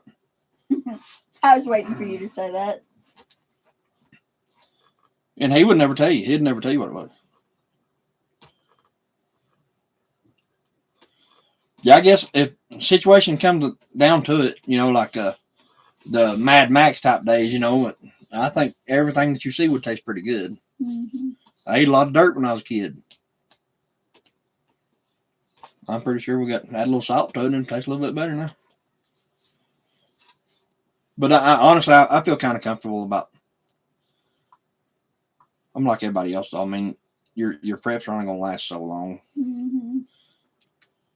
But what I was talking about earlier, they said the number one way to take the United States out of any military conflict has killed the power on the mainland. That's how they say. And then the experts, whoever those experts are, they say that within 1 year, 1 year's time, 1 year, 365 days, 9 out of 10 people will Be cease to gone. exist. Yep. And well, I mean that's. But think about it. Anyone on oxygen, anyone on insulin, anyone on medication, they're gone within the first month to 3 months. Fed your boys Mount North. He did actually. Daddy actually did. 1 minute after, will open your eyes. Absolutely, yeah. Yeah. I finally got her to read it. Well, I read the 1 minute after, and then I read what are the other ones? I'll be gardening. We're hopefully we will be too, Betty. If the Lord give us time to get the next phase of our little barn deal done before anything completely snaps off.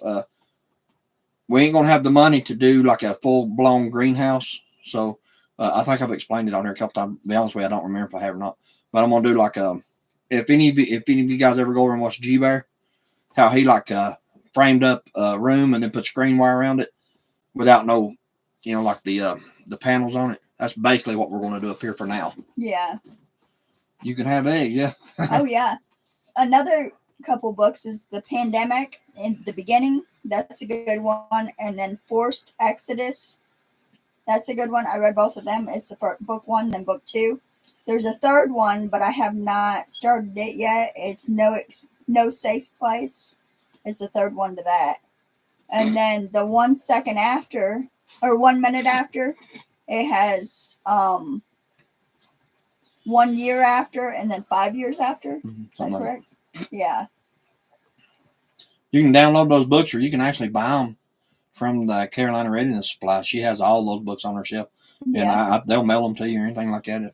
If anybody's interested in something like that. But Well, I think you get them on MP3 thing, like because you get them on your book. I get them on my Kindle. Mm-hmm. Yeah, you can download them on Kindle. You can download them and read them for free, and then give them back and add more. Mm-hmm. Or you can buy them on Kindle, and you'll have them all the time. Oh, by the way, Betty, had a bunch of our grandkids up here day before yesterday. Christmas Eve and Christmas. Yeah, but anyway, they was wondering about those eggs, if they tasted like regular eggs, like the dehydrated eggs. So what I done is I got out some, I mixed them up, and I scrambled those eggs, and then I even scrambled an egg out of the refrigerator, from the store, because that way we could compare them and let them taste them both. So anyway, we had to go buy eggs at the store there again because I put all of them in the dehydrator before we knew that we needed to cook some of them. But anyway, that's we knew we needed to cook them, but Chris forgets. Yeah. So whenever I start putting them in dehydrator, I look in the refrigerator, I grab every egg I can find, and they go in the dehydrator. But anyway, or every egg on the counter. Yeah. So we've done that, and anyway, we had to go buy some regular eggs to do deviled eggs and stuff with because I've already got all the other ones in the dehydrator. Well, no, we have 6 dozen in there right now, but those are this week. But anyway. But you already had them. You started scrambling them.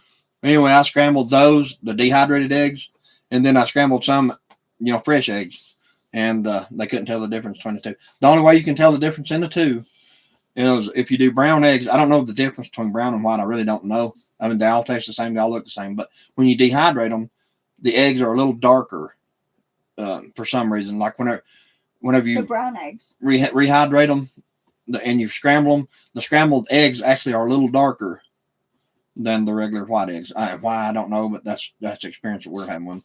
But anyway, the only way you can tell the difference on fluffy wise, they're just identical because they rehydrate and they fluff back up just like a regular egg, when you scramble them, and they couldn't tell the difference between the two. So, which book did you get the audio version on?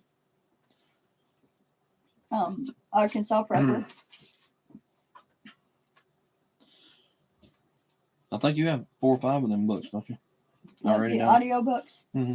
Yeah. Well, that's what I was saying. The beginner preparation one. 1 minute after. Oh, okay. Yeah, that one's good. I started that. I read most of that one, but I didn't do the 1 year after, the 5 years after. And then the Pandemic, the first one, I read that one. Well, you was listening to an audio one the other night because I was in the bed and you listened to it till like 2 o'clock in the morning. That was the second part of the Pandemic, the beginning. Huh.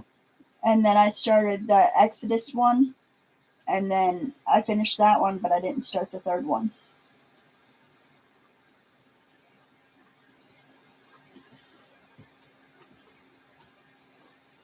I just watched it on YouTube.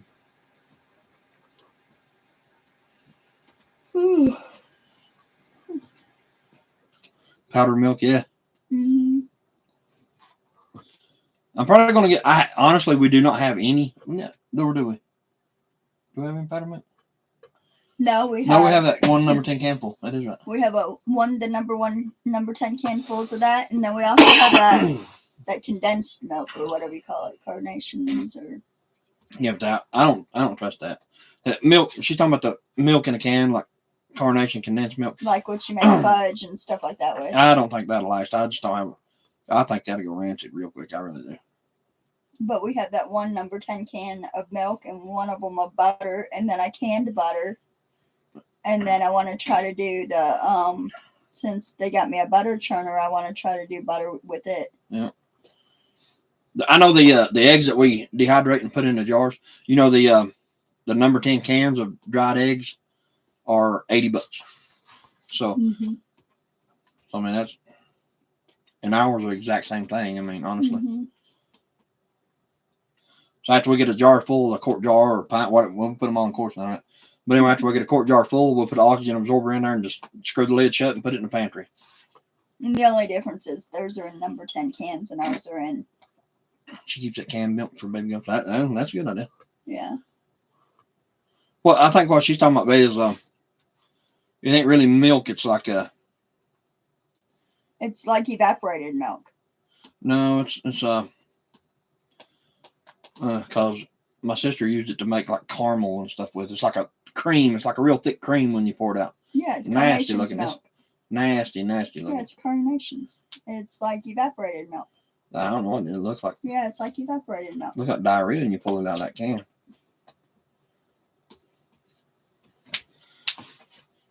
But the powdered milk now, you can actually buy that number 10 cans over at Walmart. And you know where they green beans and all that. Well, they have one section in Walmart that's got like bulk stuff on it. One little shelf right there. It's got like number 10 cans and stuff right there. But on up there, there's like a. There you go, Ashton. Sweet condensed milk. That's exactly what it is. There you go. Yeah.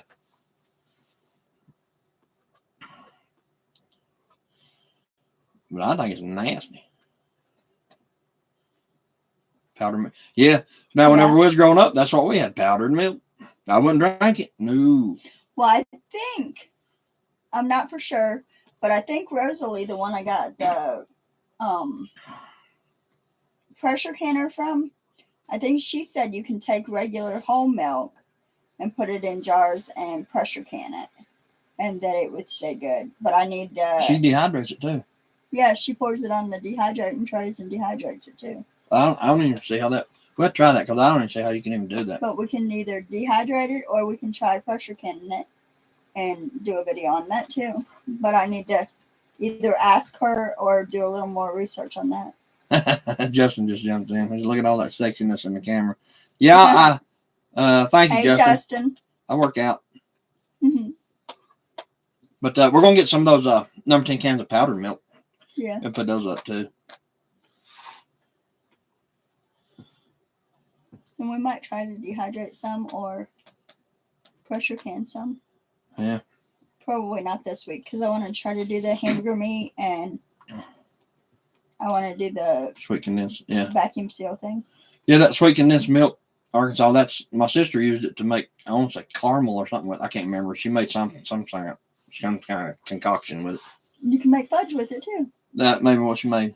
Because I can make fudge with it. I think that's what she made with it. Mm-hmm. I don't know if she knew how or she just made it up as she went along. Who, me? No. Yeah, you too.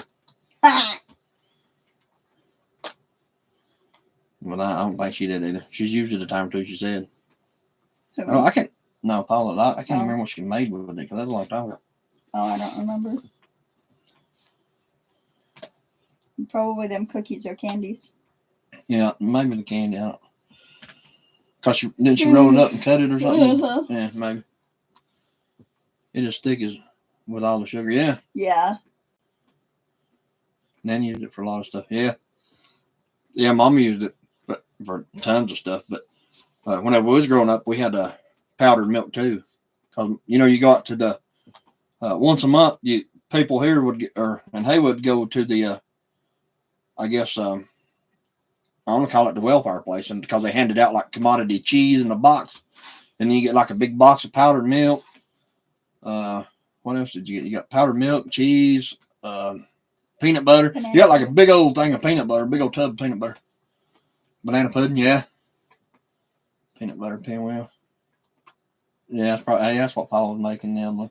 Yeah, them pinwheels is Yeah. what Paula was making. Yeah. But anyway, you go out and get all that stuff, and they give you like little bags of rice. I remember doing that as a kid because Mom would go up there and she'd get like 2 boxes. They give her like 2 boxes.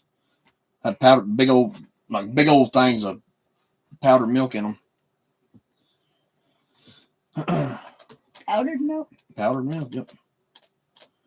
Is okay for cereal. Yeah, I never acquired a taste for it. I mean, we grew up on it and stuff like that. My mom cooked with it, but I mean, in all honesty, we get up in the morning, I seen her mixing that milk up. It was time to eat cereal. I just ate my cereal dry, because I didn't like that stuff. I don't know what it was about it. I just didn't like it.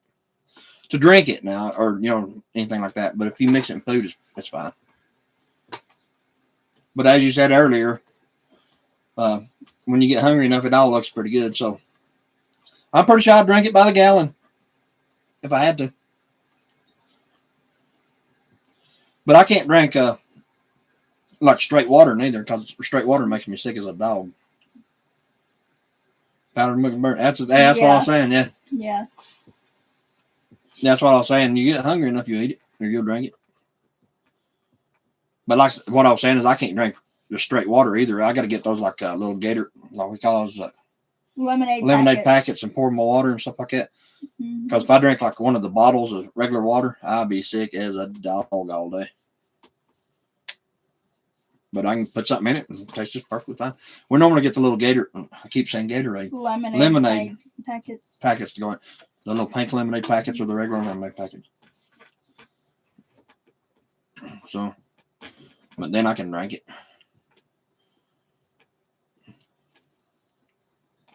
I'm going to order a new,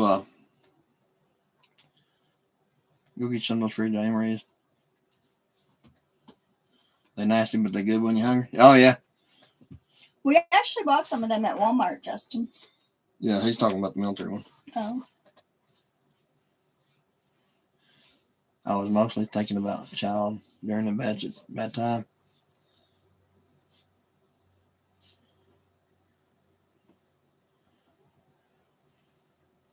Yeah, that's true, Green Man. If you know what to look for, you can eat. You can eat good. Walk through the woods, you can eat just like a king. Yeah, during the bad time, that's kind of the way we are too. We're trying to think it like we have stuff for everybody. Mm-hmm. Well, I've been canning quite a bit. I did the beef stew. I did the bacon. Oh, I didn't do a video on the beef stew. No. I think I did it on the bacon. Yeah. And then we're going to do hamburger meat this weekend.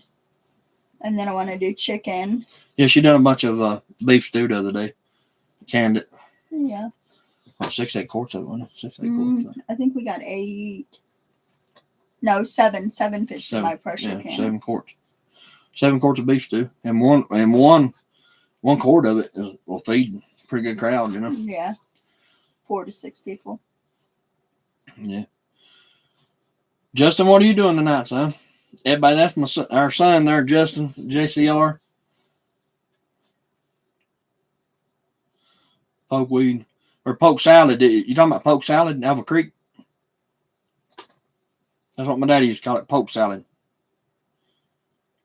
Well, if you remember when we did the lettuce in the barrels, last year or the year before? We had lettuce coming out our ears. Yeah. Intermission bathroom break. All right, Arkansas. Yep, poke salad, yeah. But yeah, when we did the lettuce, we had lettuce coming out our ears, and I've got a bunch of lettuce packets. Just admiring myself on this live stream. Sound like your daddy. Yeah.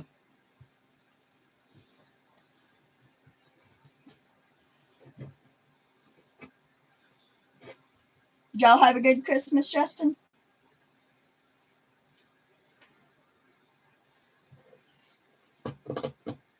Yeah, there was one through lights when he called me.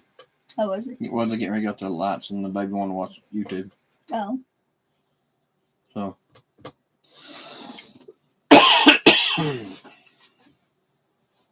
She's watching something on YouTube, you see. Yeah.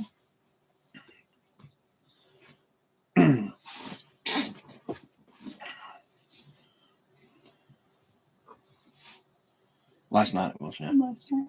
Yeah, we went through some drive-through lights. It was the one Ashton was telling us about. Hollywild. Holly Wild. Yeah, we done a video on it. Elena had to have her YouTube. Yeah. Yeah, that's what she said. Said she wanted to watch something.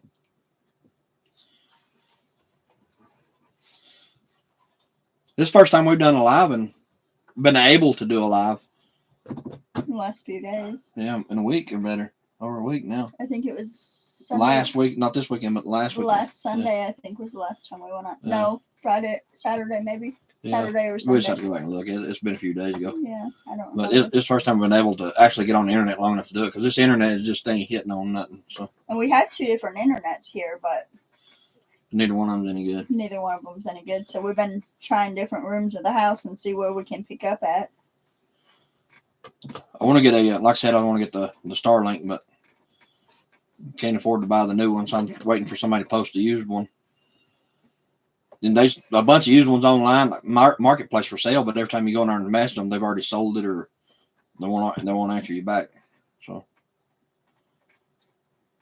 once we get that, I think it'll improve. But the bill will double, but it is what it is.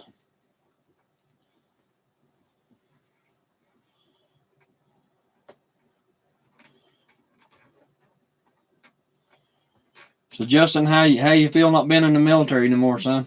You fresh out? You like it or no? Or do you wish you was back in the military?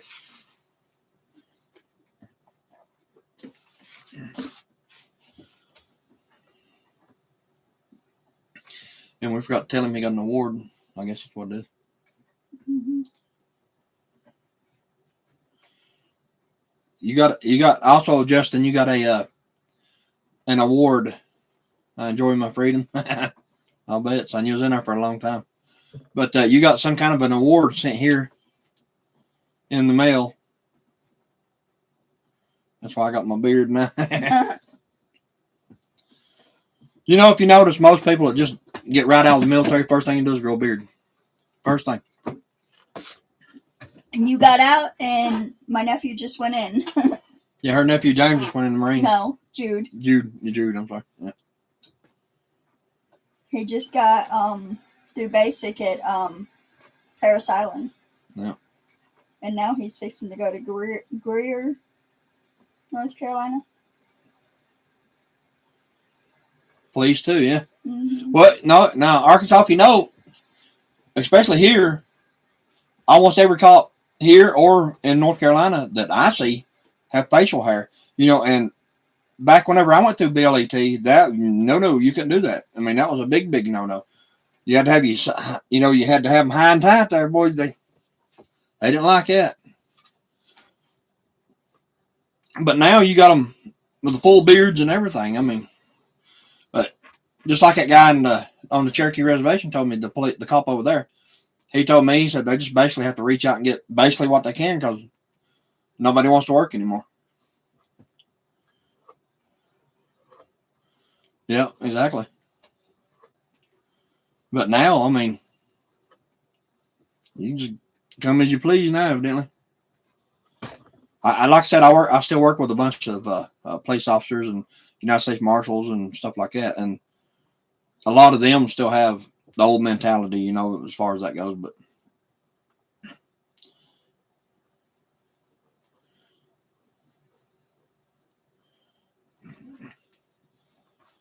from getting out, should be my AMM from getting up.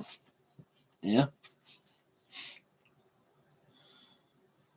This, like I said, this my son here. He become a full blown a Viking when he got out. He got his little top knot on his head. He got a full beard.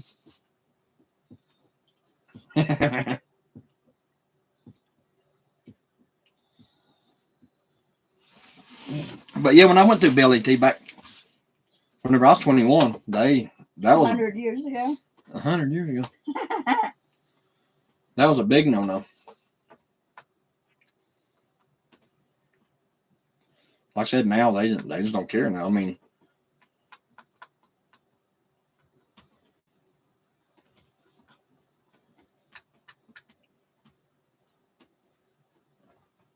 don't be hating on all this sexiness.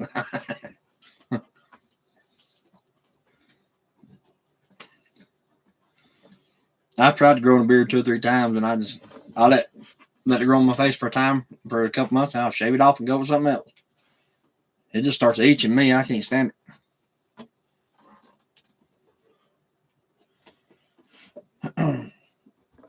Did you tell Justin about the vacuum sealer we got and stuff like that? He probably wouldn't know what it is. Yeah, we got she was wanting me to tell you, Justin, that we got her a chamber vacuum.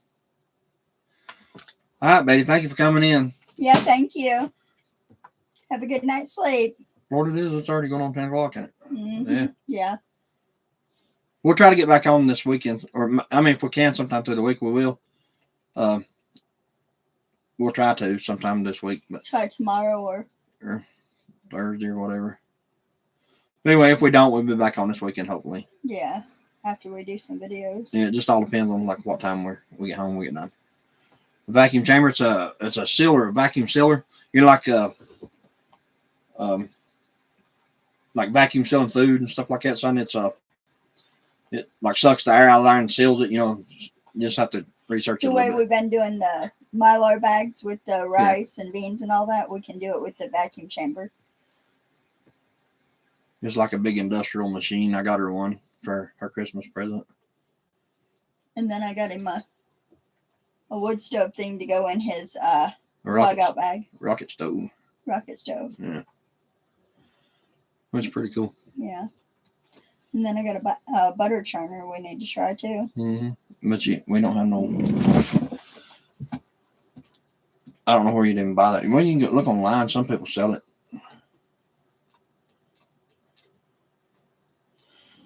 But I used one before. Yeah.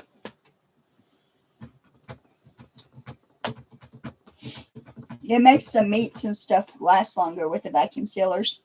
Yeah, especially if you use a Mylar bag. Yeah. Vacuum sealer on steroids. Yeah, pretty much. Yeah. Well, I mean, if you think about it, though, just a regular good vacuum sealer, like a, what do you call them things? At Walmart, Food Savers, the big expensive Food Savers. Them things are upwards of $100 to $200 for one of those. And I give on that one, it was one of the best ones that I could, rating and stuff online that I could find. It was like $240 or something like that. And it was the industrial machine. Mm-hmm. It just size, finding somewhere to keep it and put it. It's big and it's heavy. Yeah, it's like I think he pulled up to 60 some pounds, 65 pounds. 62, I think it was. Yeah. When you got a bad back and you start picking it up, it feels like it's 162.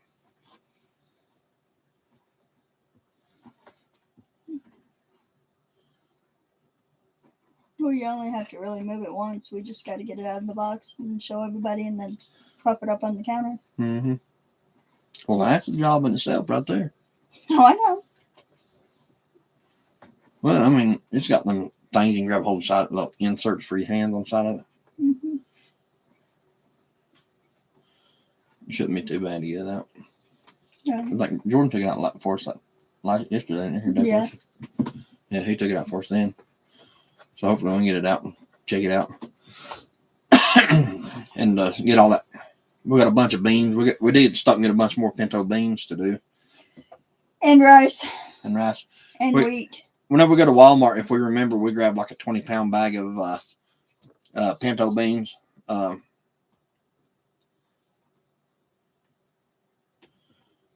when I get my DJI camera, I'm gonna send you my GoPro. All right. Okay. Yeah. I use a GoPro now. That's what we're using now for our videos and stuff. They do pretty good. Better We than have what? one of the older GoPros. Yeah, because we were using my camera. Yeah, we was using her camera that I got her a couple years ago. But it's just so hard. It's one of the big bulky things that you take pictures with.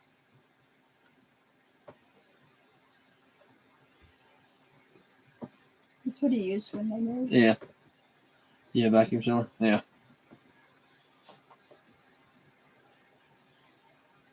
Those DJI cameras are supposed to be pretty good too.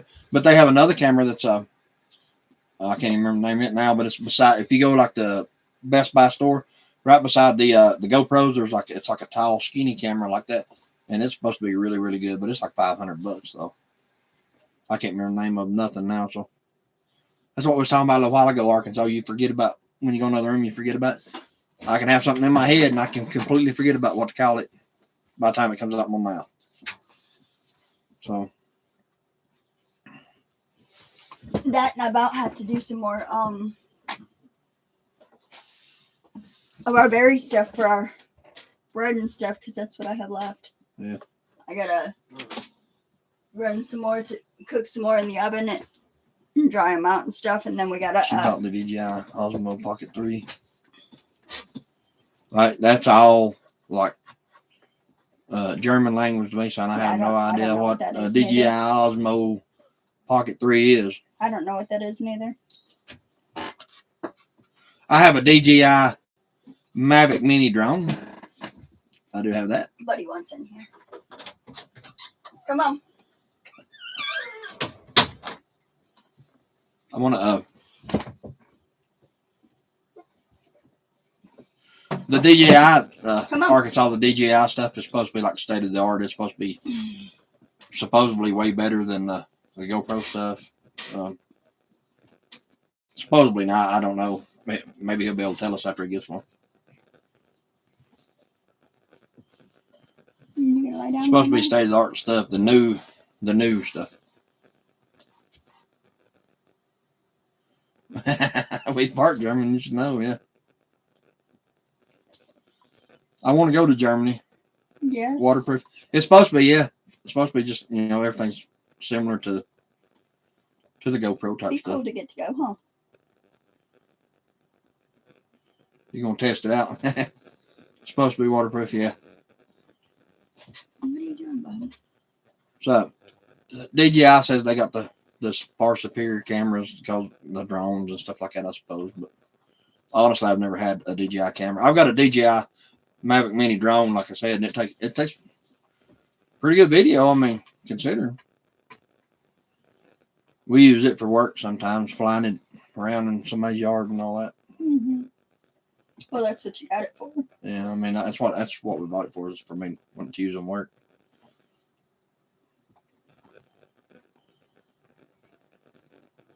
That's one of the many tools of the trade, I guess. And that thing will fly too. I mean, literally. I mean, like when you fly, that thing will zoom, boy, it's gone. You can hit one button on it, home button, that sucker's gone.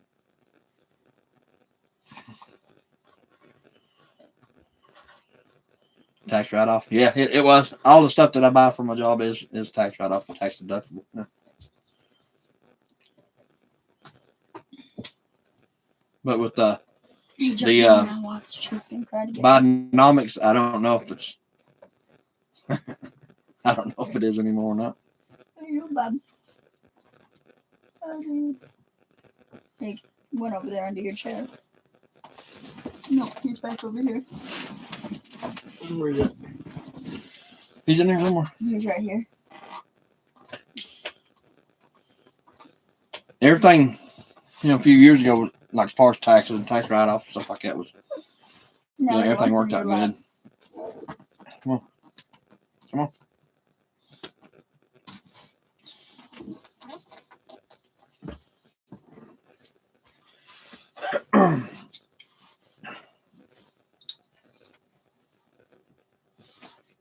This right here is the K9 for the job right here.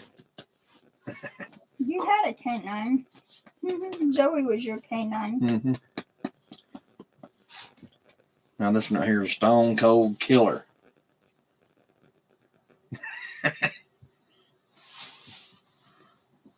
Depreciation, yeah. Yeah, we could we could file our gas mile, or like our miles, but now you can only file either the mileage or fuel bill, right? Ain't that what it is? One of the two. Ain't that what they Cash say? receipts. You can either claim the receipts or the mileage. Now you can't claim them both now. So, really, I mean, I need to get on the. Actually, what I need to do is kind of get updated on all the news and stuff. Because I haven't watched it because of the holidays and stuff. I've been kind of falling behind on the current events. I think we woke up this morning to the United States bombing parts of Iran proxy stuff over there, like what was it, Hezbollah and all them. No, not Hezbollah. It was Hezbollah bombed the church in Israel this morning or today, off of southern Lebanon and northern Israel. They hit a church. I don't know if it killed anybody or not, but I know they bombed the church. that stuff there is, and people's fighting since the beginning of time pretty much, and they'll be fighting when at the end of time. Yep. It's an everyday thing over there.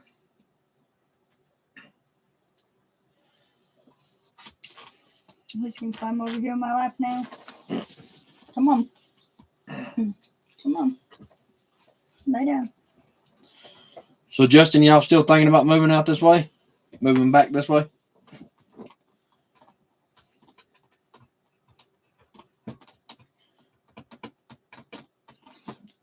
So, yeah, but anything we buy, like our vest, Guns. yeah, you, and you can't really say that word on here, I don't think. Still looking for a house, yeah. Like your little taser tasers. cartridges, OC spray, anything like that. Anything you buy, you can use it as a tax write-off.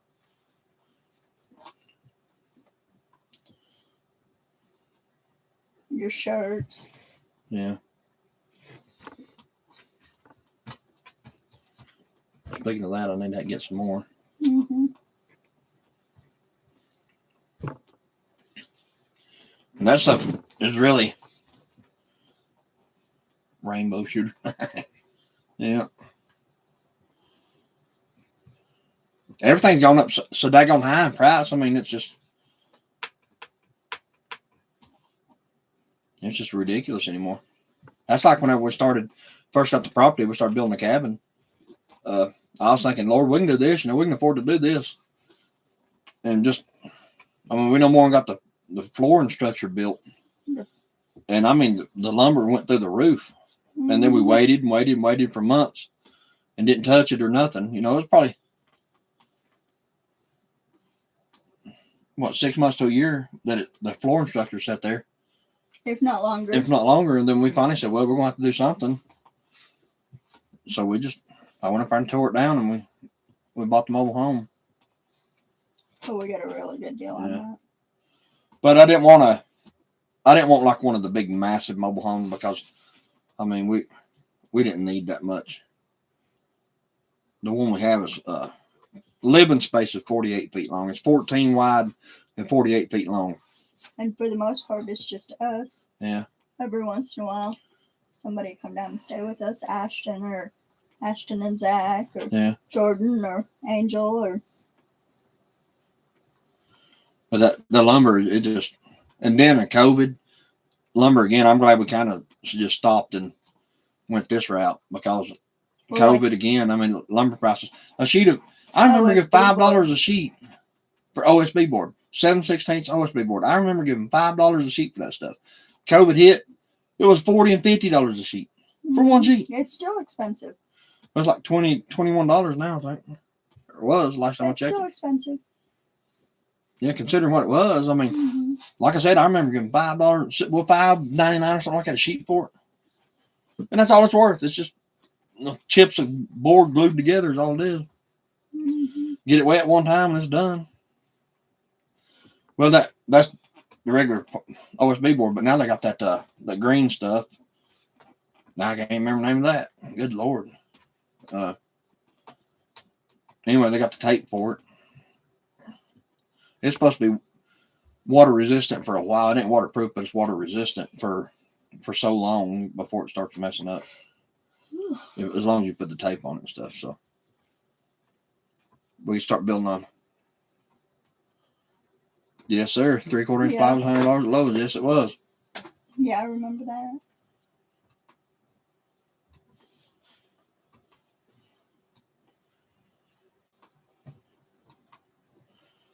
Whittier and Gatlinburg. Yeah, Justin over in Whittier, that's in the middle of nothing over there. In Gatlinburg, you're gonna pay 3 times more than what it's worth, and you're gonna be in the middle of the woods on the side of a mountain. If it snows, you ain't gonna get out. Whittier's where I lived when I went to high school. Yep, it's over there in the middle of nothing. Mm-hmm. Past Silva, past Cherokee. It's all the way right at the foot of Nantahala Gorge is where Whittier is, and it's. I think it's that lake over there. I can't even think of the name of the lake. Good Lord. Douglas. No. Glenview. I think it starts with an M. Like anyway. Lake Logan. No, Lake Logan over here. Over there in Canton. I was trying to think. Yeah, I wouldn't want one up in there neither, Justin, because you can't have Fontana. There you go. Fontana, there you go. Douglas is down here. Yeah. Yeah, Douglas is over in Dandridge, right outside Dandridge. Well, I mean, it goes everywhere. Mm-hmm. I don't know if I told you yet or not, Ashton, but probably 10 minutes from here, the property, there's a big lake with a public dock, everything in it, which I hadn't know. Had this property all this time. And everything. Yeah, I had this property all this time, and I never knew it existed. Just like 10, maybe, well, it ain't even 10 miles, because where we got that metal for the roof is 8 miles from here. Mm-hmm. So I'm going to say 5 miles from here. Before that. 5 miles from here, there's a big, big lake, public access dock, the whole nine. Cherokee Lake. I don't know if that's it or not, but it might be. Maybe, I don't know. I'd have to Google it, like pull it up on the map or something, and I can tell you what it is. But it's just like literally right down the road. We never go that way, though, is the thing. We always go out and go in toward Morristown. So that's the way we always go when we leave from here. We hardly ever go that way. I guess that's why we never knew it was there. Well, we didn't know until we started getting that roofing, that tin. Yeah. Yeah, there's a local guy here that tears down old barns and stuff, and he gets the 5E10 like we built the chicken barn out of, and he tears down barns and gets that stuff and resells it. Might be in Greenville. Yeah, maybe. Maybe. That ain't too far from here either, though. Yeah, Greenville's not too far. We're right in the middle of everything right here. Mm-hmm. We're like right here. Morristown's over here, Greenville's over here, and Rogersville's up here. So we're like kind of in the middle of everything. Back in the boonies.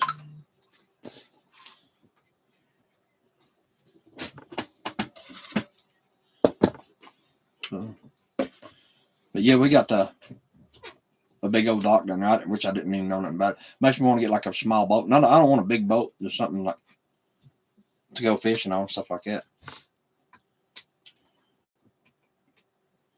So hopefully we get that shipping container next month. Should be a couple weeks. Should be 2 or 3 weeks. We should be able to get it. Mm-hmm. Hopefully, if nothing don't happen between now and then. But we'll get a 40-footer and put it down there. But I really don't understand how I'm going to put it down there.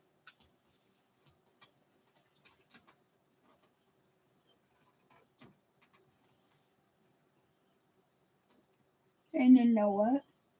I don't know. This ain't going to. No Colt. Huh?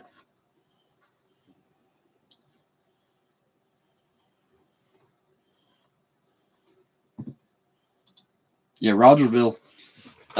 They know when you ain't from there. I mean, it's a nice little place, don't get me wrong, but man, I tell you, I went to that Walmart over there, me and her did, and I ain't never felt out of place like that ever in my life. I've been a lot of places in my life, and I've seen a lot of stuff, but I ain't never felt like that. I ain't trying to label the people of Rogersville, nothing like that, but I'm just saying that when we went in Walmart, I got the weirdest feeling I ever had in my life. People would stop, literally stop, and stare at you as you walk by them. I ain't touched me. I'm getting a shipping container home. Now, what we're doing, son, is Prepping container. Or, we want to get one to make a storage out of. Our plan is to dig into the bank and put that shipping container into the bank, like a long ways, and have the front of it sticking out. And like a root cellar type thing is our plan. like for like part of it a refrigerator type deal and part of it like dry storage type deal and things like that. Yeah, that mainly just storage and stuff now, but because we don't have really nothing to store anything in up here other than the catch-all room. And my poor old motorcycle still sitting outside getting dry rotted and everything else. So put it in there too. Yeah, put my bike in there and probably the side by side. It's just basically storage is what we're going to get it for. But your brother was wanting to do a shipping container home there at one time. I don't know whatever happened about that, but he said he was going to get a bunch of shipping containers and put them together and make a house out of it. But he never did.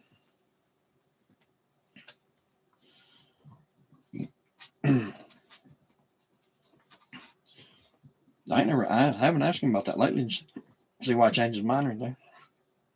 Of course, I mean, if you buy enough of them, you might as well just build something because the price of them and everything. Mm-hmm. I think he said it was, I want to say $3,600 to buy the container and have it delivered and, set up. But set up, I mean, just basically he's going to pull it off the trailer and set it on a block. I mean, he ain't going to set it on piers or nothing like that. He's going to set it on a block. Mm-hmm. Which, I mean, that's perfectly fine. As long as it kind of levels it, kind of. Mm-hmm. I was looking at those.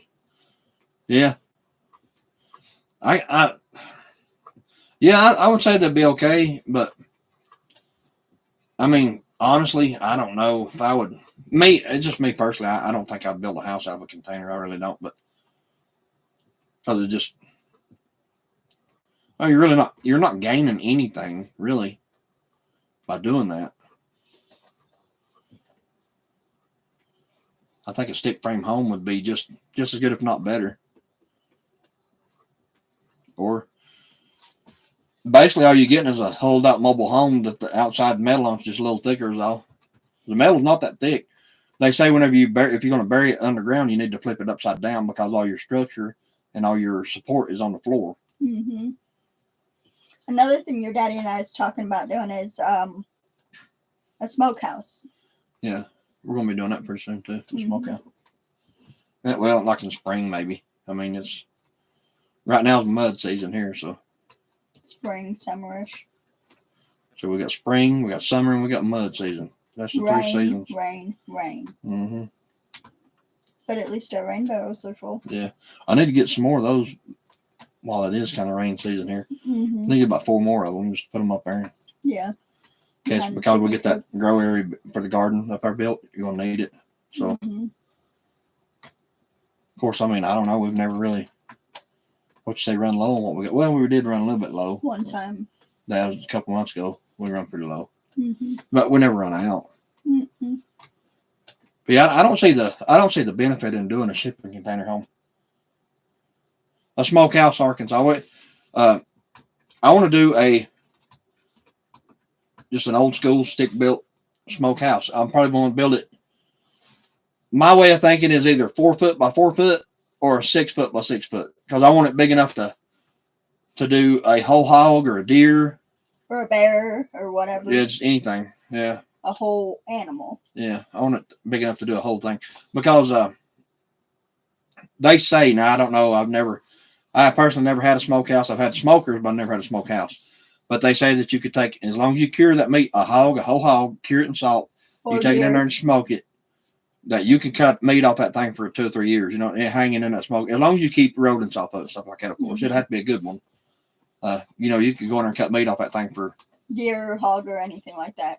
yeah. You put 2 or 3 pigs in there, you'd be living good for a while. Go in there and cut you a slab of meat off of it every day or whatever, bacon off of it But I mean, in all honesty, it never lasts that long with us because we eat it anyway, or can it basically.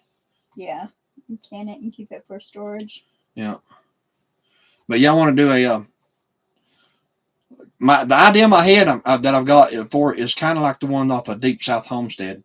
I think he called it the Epic Smokehouse or something like that. And it was nice. Yeah. I want to kind of do it like that. How he built on the side of a bank, and then the smokehouse was here, and then just right down below it, the firebox is here. That way, you bury the pipe up into it, kind of thing. Because everything up here is up here. You know what I mean? It's on a bank, so it'd be easy to do that. Like I said before, any flat spot that's on this mountain anywhere is pushed in by a dozer, because there's just no flat spots here. Which we're good with that. We wanted mountain property when we got this, so rustic, rural property. I will send you a video. Okay, yeah, send it. But I'm hoping to do that.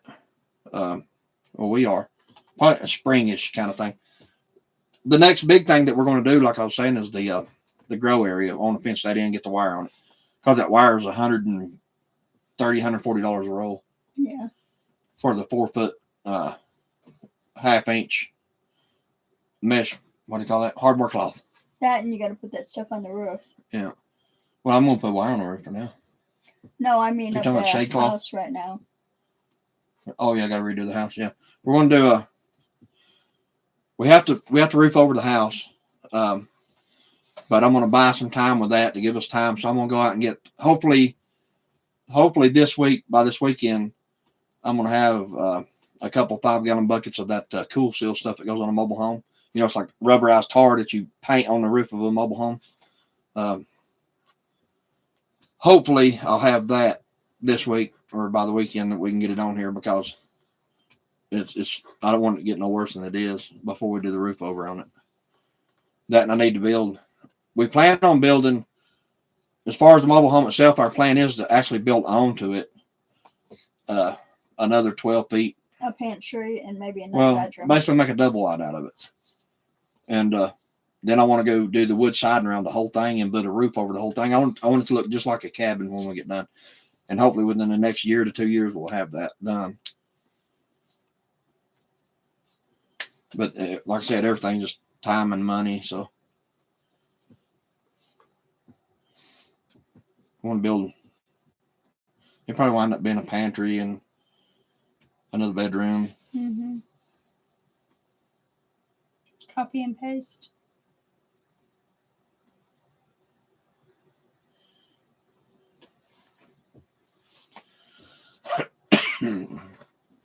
But kind of that's the. If we can get the Cool Seal on the roof within the next week or 2 weeks, then we'll be good. It's probably good for years and years after that, but that's not the plan. Once I get the roof over framed up, I'm going to put any piece of insulation I can get in there to insulate the top of the mobile home, the metal. Because there's things like a sauna up in here when the sun's out. Oh, even on the roof. Remember when you and Charlie were up on the roof and you and Dad were up on the roof? Mm-hmm. Oh, yeah, it was miserable. Miserable. But if I can get that done, I'll be good. But I really, as long as we get the Cool Seal on trailer, none of that I really don't care about right now. What I care about right now is getting that grow area built. Even the smokehouse, I really, we'll do that. Don't get me wrong, but we need to get that grow thing built The garden next. area, yeah. The grow barrels. Because that's something that, for food wise. yeah, that's something that we could survive on, live off of. Because we can constantly can all that stuff. Yeah. You can't, the way that I'm going to build it, you can't grow in the winter, of course. But you can do a whole, you can can enough in the summer seasonal garden like everybody else. Winter, yeah. Just have to be in grow barrels and raised garden beds, because It's red clay mud and rocks. You can't grow a garden up here, so we'll get those built. Everything, if you grow any type of food up here in like a garden environment, it'll have to be in a raised bed or a grow barrel or a bucket or bucket garden, container gardening, I think is what it's called. But I guess if you guys send our videos how we do the barrels, the grow barrels, I'm gonna do like probably 20 or 30 of them things up here. I already have garlic started. Yeah. Gotta go, guys. Alrighty, Arkansas. Thanks for coming in, buddy. Thank you. We'll try to get back on either tomorrow or Yeah, we'll try to Thursday. get back. If not, for sure this weekend sometime. Yeah, if we ain't back on this week, we'll be back on this weekend, hopefully. As long as the internet kind of Stays like it needs to. doesn't keep us from doing so. If it stays like this, I mean, it's pretty good. Yeah. But anyway, thanks for coming on, bud. Yeah, thank you. Does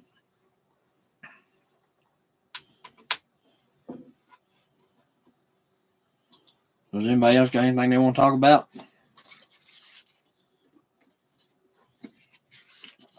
I'm open to suggestions.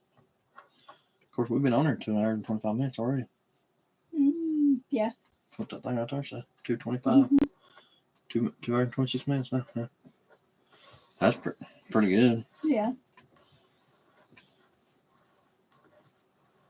Which, if say like your watch time hours, say like if say we got 4 people in here right now, if those 4 people was in here the whole time, that'd be 2.5 hours times 4, be 10 hours just for the 4.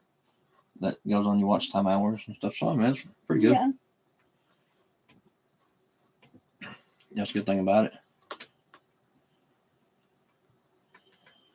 Where's that guy? He's supposed to be coming from over Dandridge area somewhere, Ashton. Evidently he's been over here before. He's one of the 9 bazillion that I've asked to come over and bring gravel before. And there's been a few come over and look, and then, oh yeah, we'll bring it. And then I ain't heard from them since. And I actually found this guy. He actually bought a small truck, a single axle, like a 1 ton or whatever. And I messaged him, and he said he'd been over here, but he can get over here now because he has a smaller truck. And he said anywhere from 4 to 5 tons is $280. And I said, well, all right, bring me one. And he's supposed to come Friday morning, ain't he? So he said just sometime Friday. I need to message him and kind of get a time. That way I know to be home. But yeah, I mean, he ain't brought it yet. Like I said, we've been here. We've had this place for going on 10 years. Is that expensive?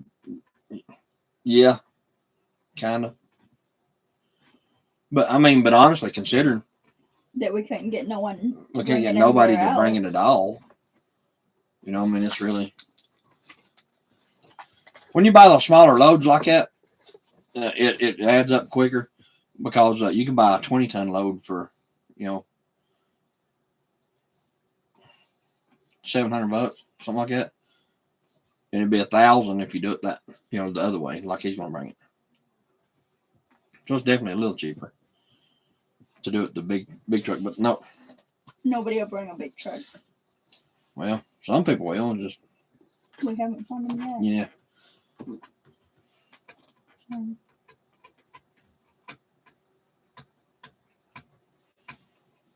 What's gravel going for? Honestly, I don't know. I need to call and ask how much it is a ton.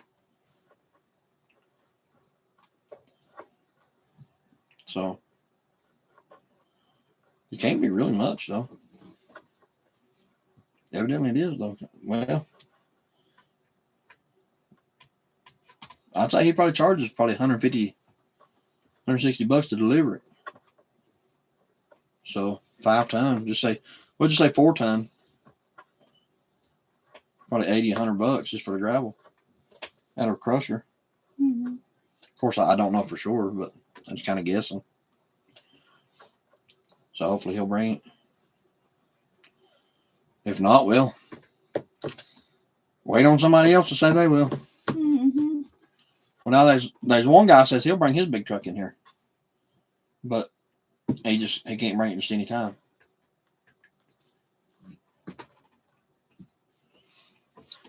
No, I mean everything's the same here. I mean you can get different.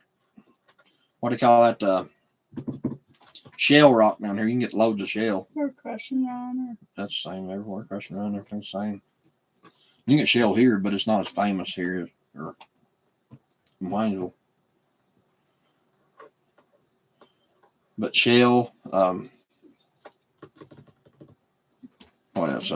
One thing you can get in Waynesville that you can't get here though. Well, you can, but it's nobody knows what you're talking about. Is asphalt melons, ground up asphalt, like when they redo the roads. Waynesville, you call them and say, I want to load the asphalt melons. They know exactly what you're talking about. East Tennessee, you tell them that, they'll be like, what is that? We don't even know what that is. So,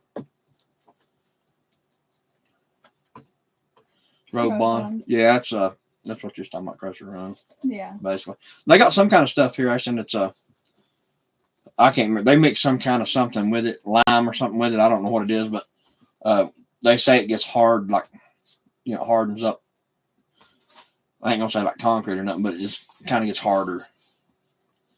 That a lot of people use on the roads, like for base and stuff. But on this road here, I'm trying to use that big rock, like two, rocks about that big.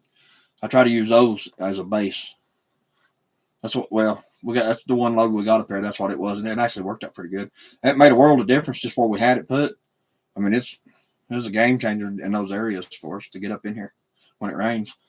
Because before that, and it rained, get your shoes on. You can imagine what it done when it snowed.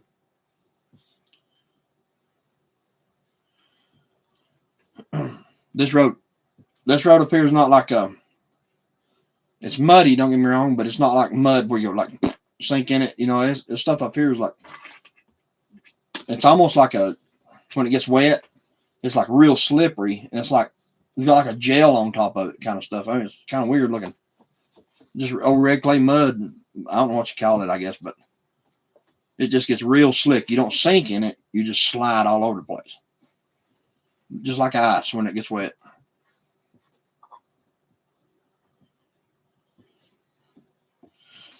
Well, have you had enough yet? I'm good.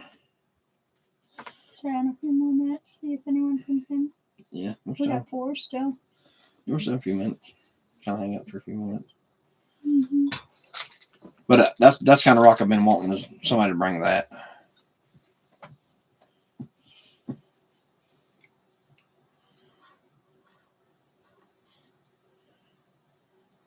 Yeah. My plan is to put that big stone down because it mashes down, but it don't mash down as far. If you put regular gravel up here, it'll be gone. Then after we get the big rock down, maybe go over top of it with some road bond or that stuff that they say that hardens up or whatever it is. Crusher Run or whatever. Crusher Run's pretty famous, in both places here and in North Carolina too.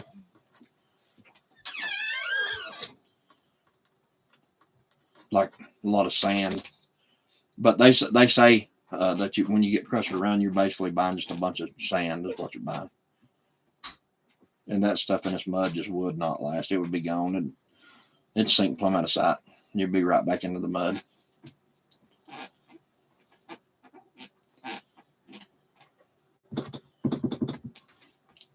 If we get, from the gate, you know what I'm talking about, Ashton, like down at the gate when you go. Stop right there, right in front of the gate. It gets muddy, and then go around the gate. It's probably 50 feet right there. Yeah, that's basically what it is. The leftovers. It's just a mess they have after they run the gravel and stuff. Is all it is.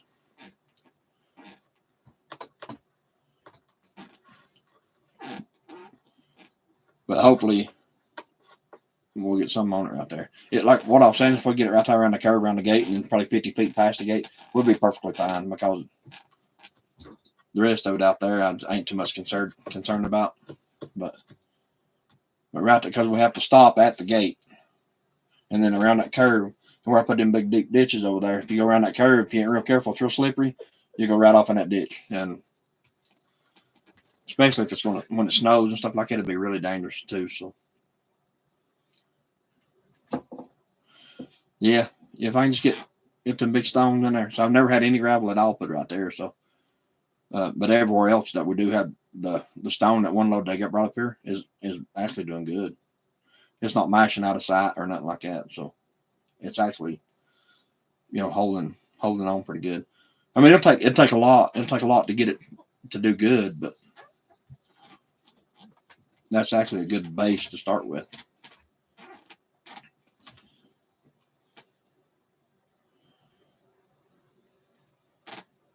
If we can get if I could just get 2 big loads up here, I mean, I'd be tickled to death. But like 2 20-ton loads, 22 tons, whatever. That one guy, like I was saying, he come up here in a four axle truck. Had 4 axles on the back of that thing. Let's go over. Brought it all the way here to the house. Turned around. He pulled up to the house, back down, and turned around where I'm going to build the shop. And drove right back out. He said it wasn't nothing. He said that ain't nothing. He said I don't know why people are complaining about it. He said because it ain't nothing. But he's yet to call me back. He done stole my chair when I left it. Mm-hmm. Now he wants my chocolate.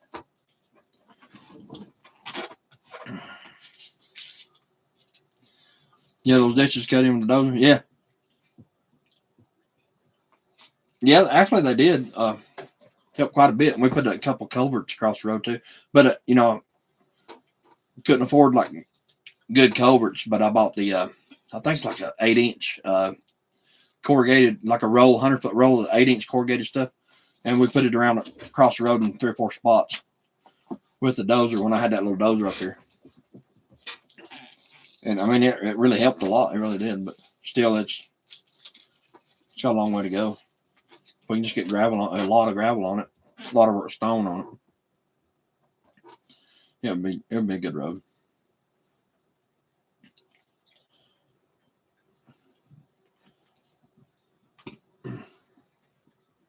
One of these days, though. We've only been working on it for 10 years. 10 more, we'll have another load on it. Maybe. You want one?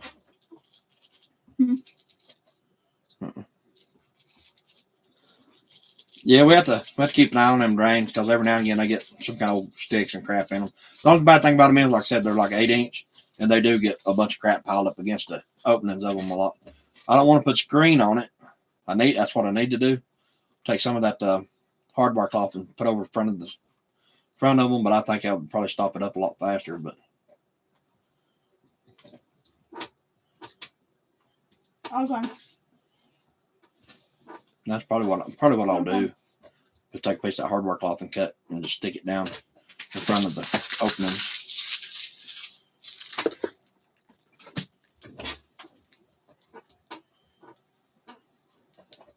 We still have 4 people in, so yeah, still doing pretty good tonight, huh? Yeah. I mean, considering, yeah. I think. Who all still in here? No, Arkansas said he left. Yeah. Betty said she left. I don't know. Yeah, who all still in? I don't know. It's just showing you an Ashton, but that's You're right because now, y'all are typing. Let's just go Ashton typing. But it says there's 4 people in the chat or in the live. Just only one's communicating here. You need to try and make into that one. Cool video, yeah. Yeah, you need to get me some deer so I can make some deer jerky. That rabbit jerky we made was pretty good too. Yeah. I don't think we'd have no more rabbit in the freezer though. Mm-mm.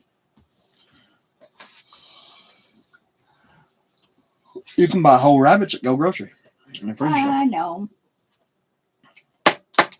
Still better fresh, yo. Yeah. Whack 'em. Yeah. As Caden says, Hulk smash one of them.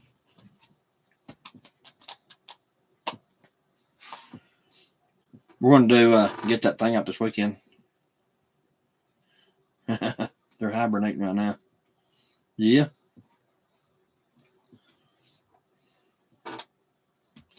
Don't worry, True Sexiness is still here.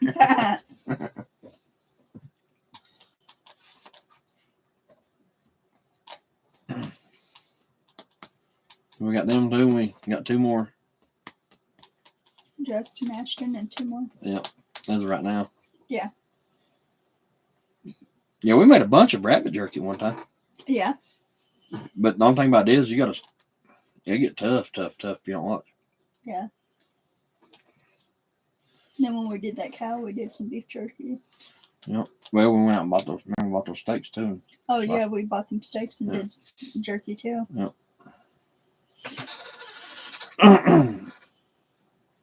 Justin, you're a nut. This is the first time you've been in on one of these lives, ain't it, Justin? Or, I mean, I live think hours. so. Yeah. Ashton says he's the number one fan. He's always the first one to check in. And honestly, I believe so. So far, I believe he's always been the first one to jump Yeah, in. 9 times out of 10.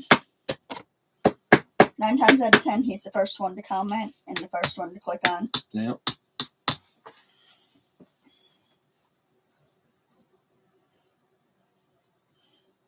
Yeah, last one. Yeah, last Yeah. one. That's what I'm saying. The The internet. last 2. Yeah, the internet ain't.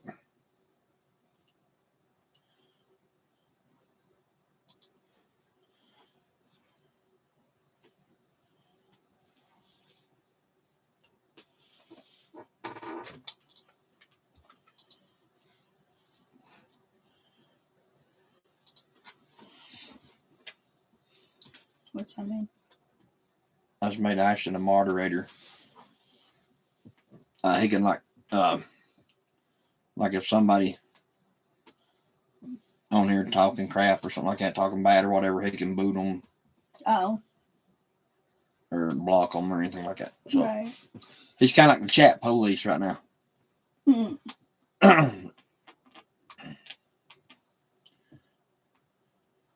Let me try and take my first place spot now.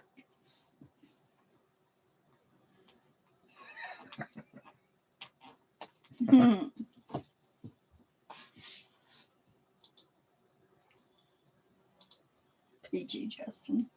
PG-13, Justin.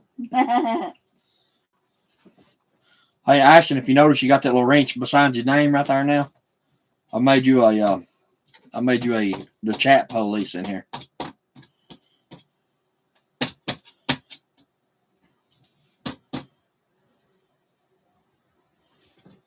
That was family friendly.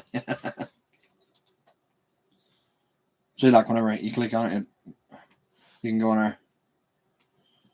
You go to his channel, pin the message, report it, remove it.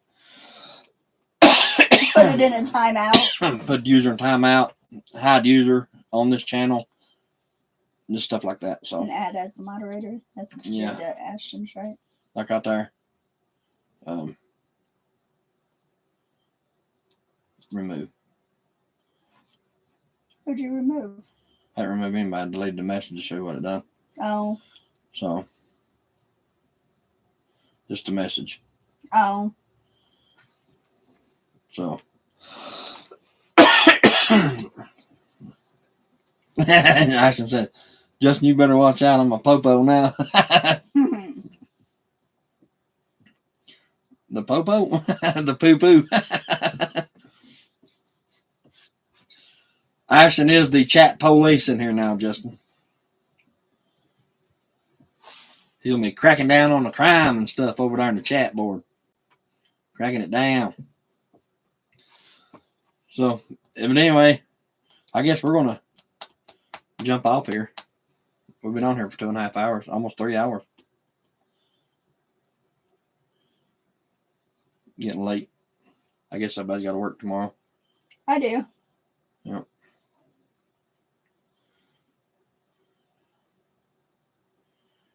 You're going to YouTube jail if you ain't careful.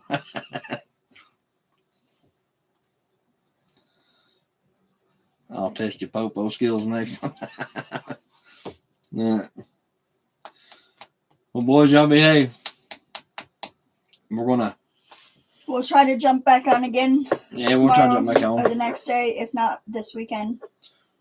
Yeah, hopefully we'll have something to talk about when we come back. Yeah. Well, we're gonna do a few videos and try to post too. Yeah. Try to get us some watch hours and some more subscribers. Yeah. Hopefully. We'll see. But anyway, boys, everybody, y'all, thank y'all for Everybody, coming. thank y'all for coming. Have a good night. And we'll see you guys. What's it say? Get those weekly episodes out. We're trying. Yeah, we're trying. Just the time and the financial situation kind of keeps you on a limited video output. We'll put it that way. So, yep, get them uploaded. We will. Here and there, we'll hit on one here and there. We got a couple we're going to try to do this week and this weekend. So, yeah. Anyway, guys, we'll see y'all.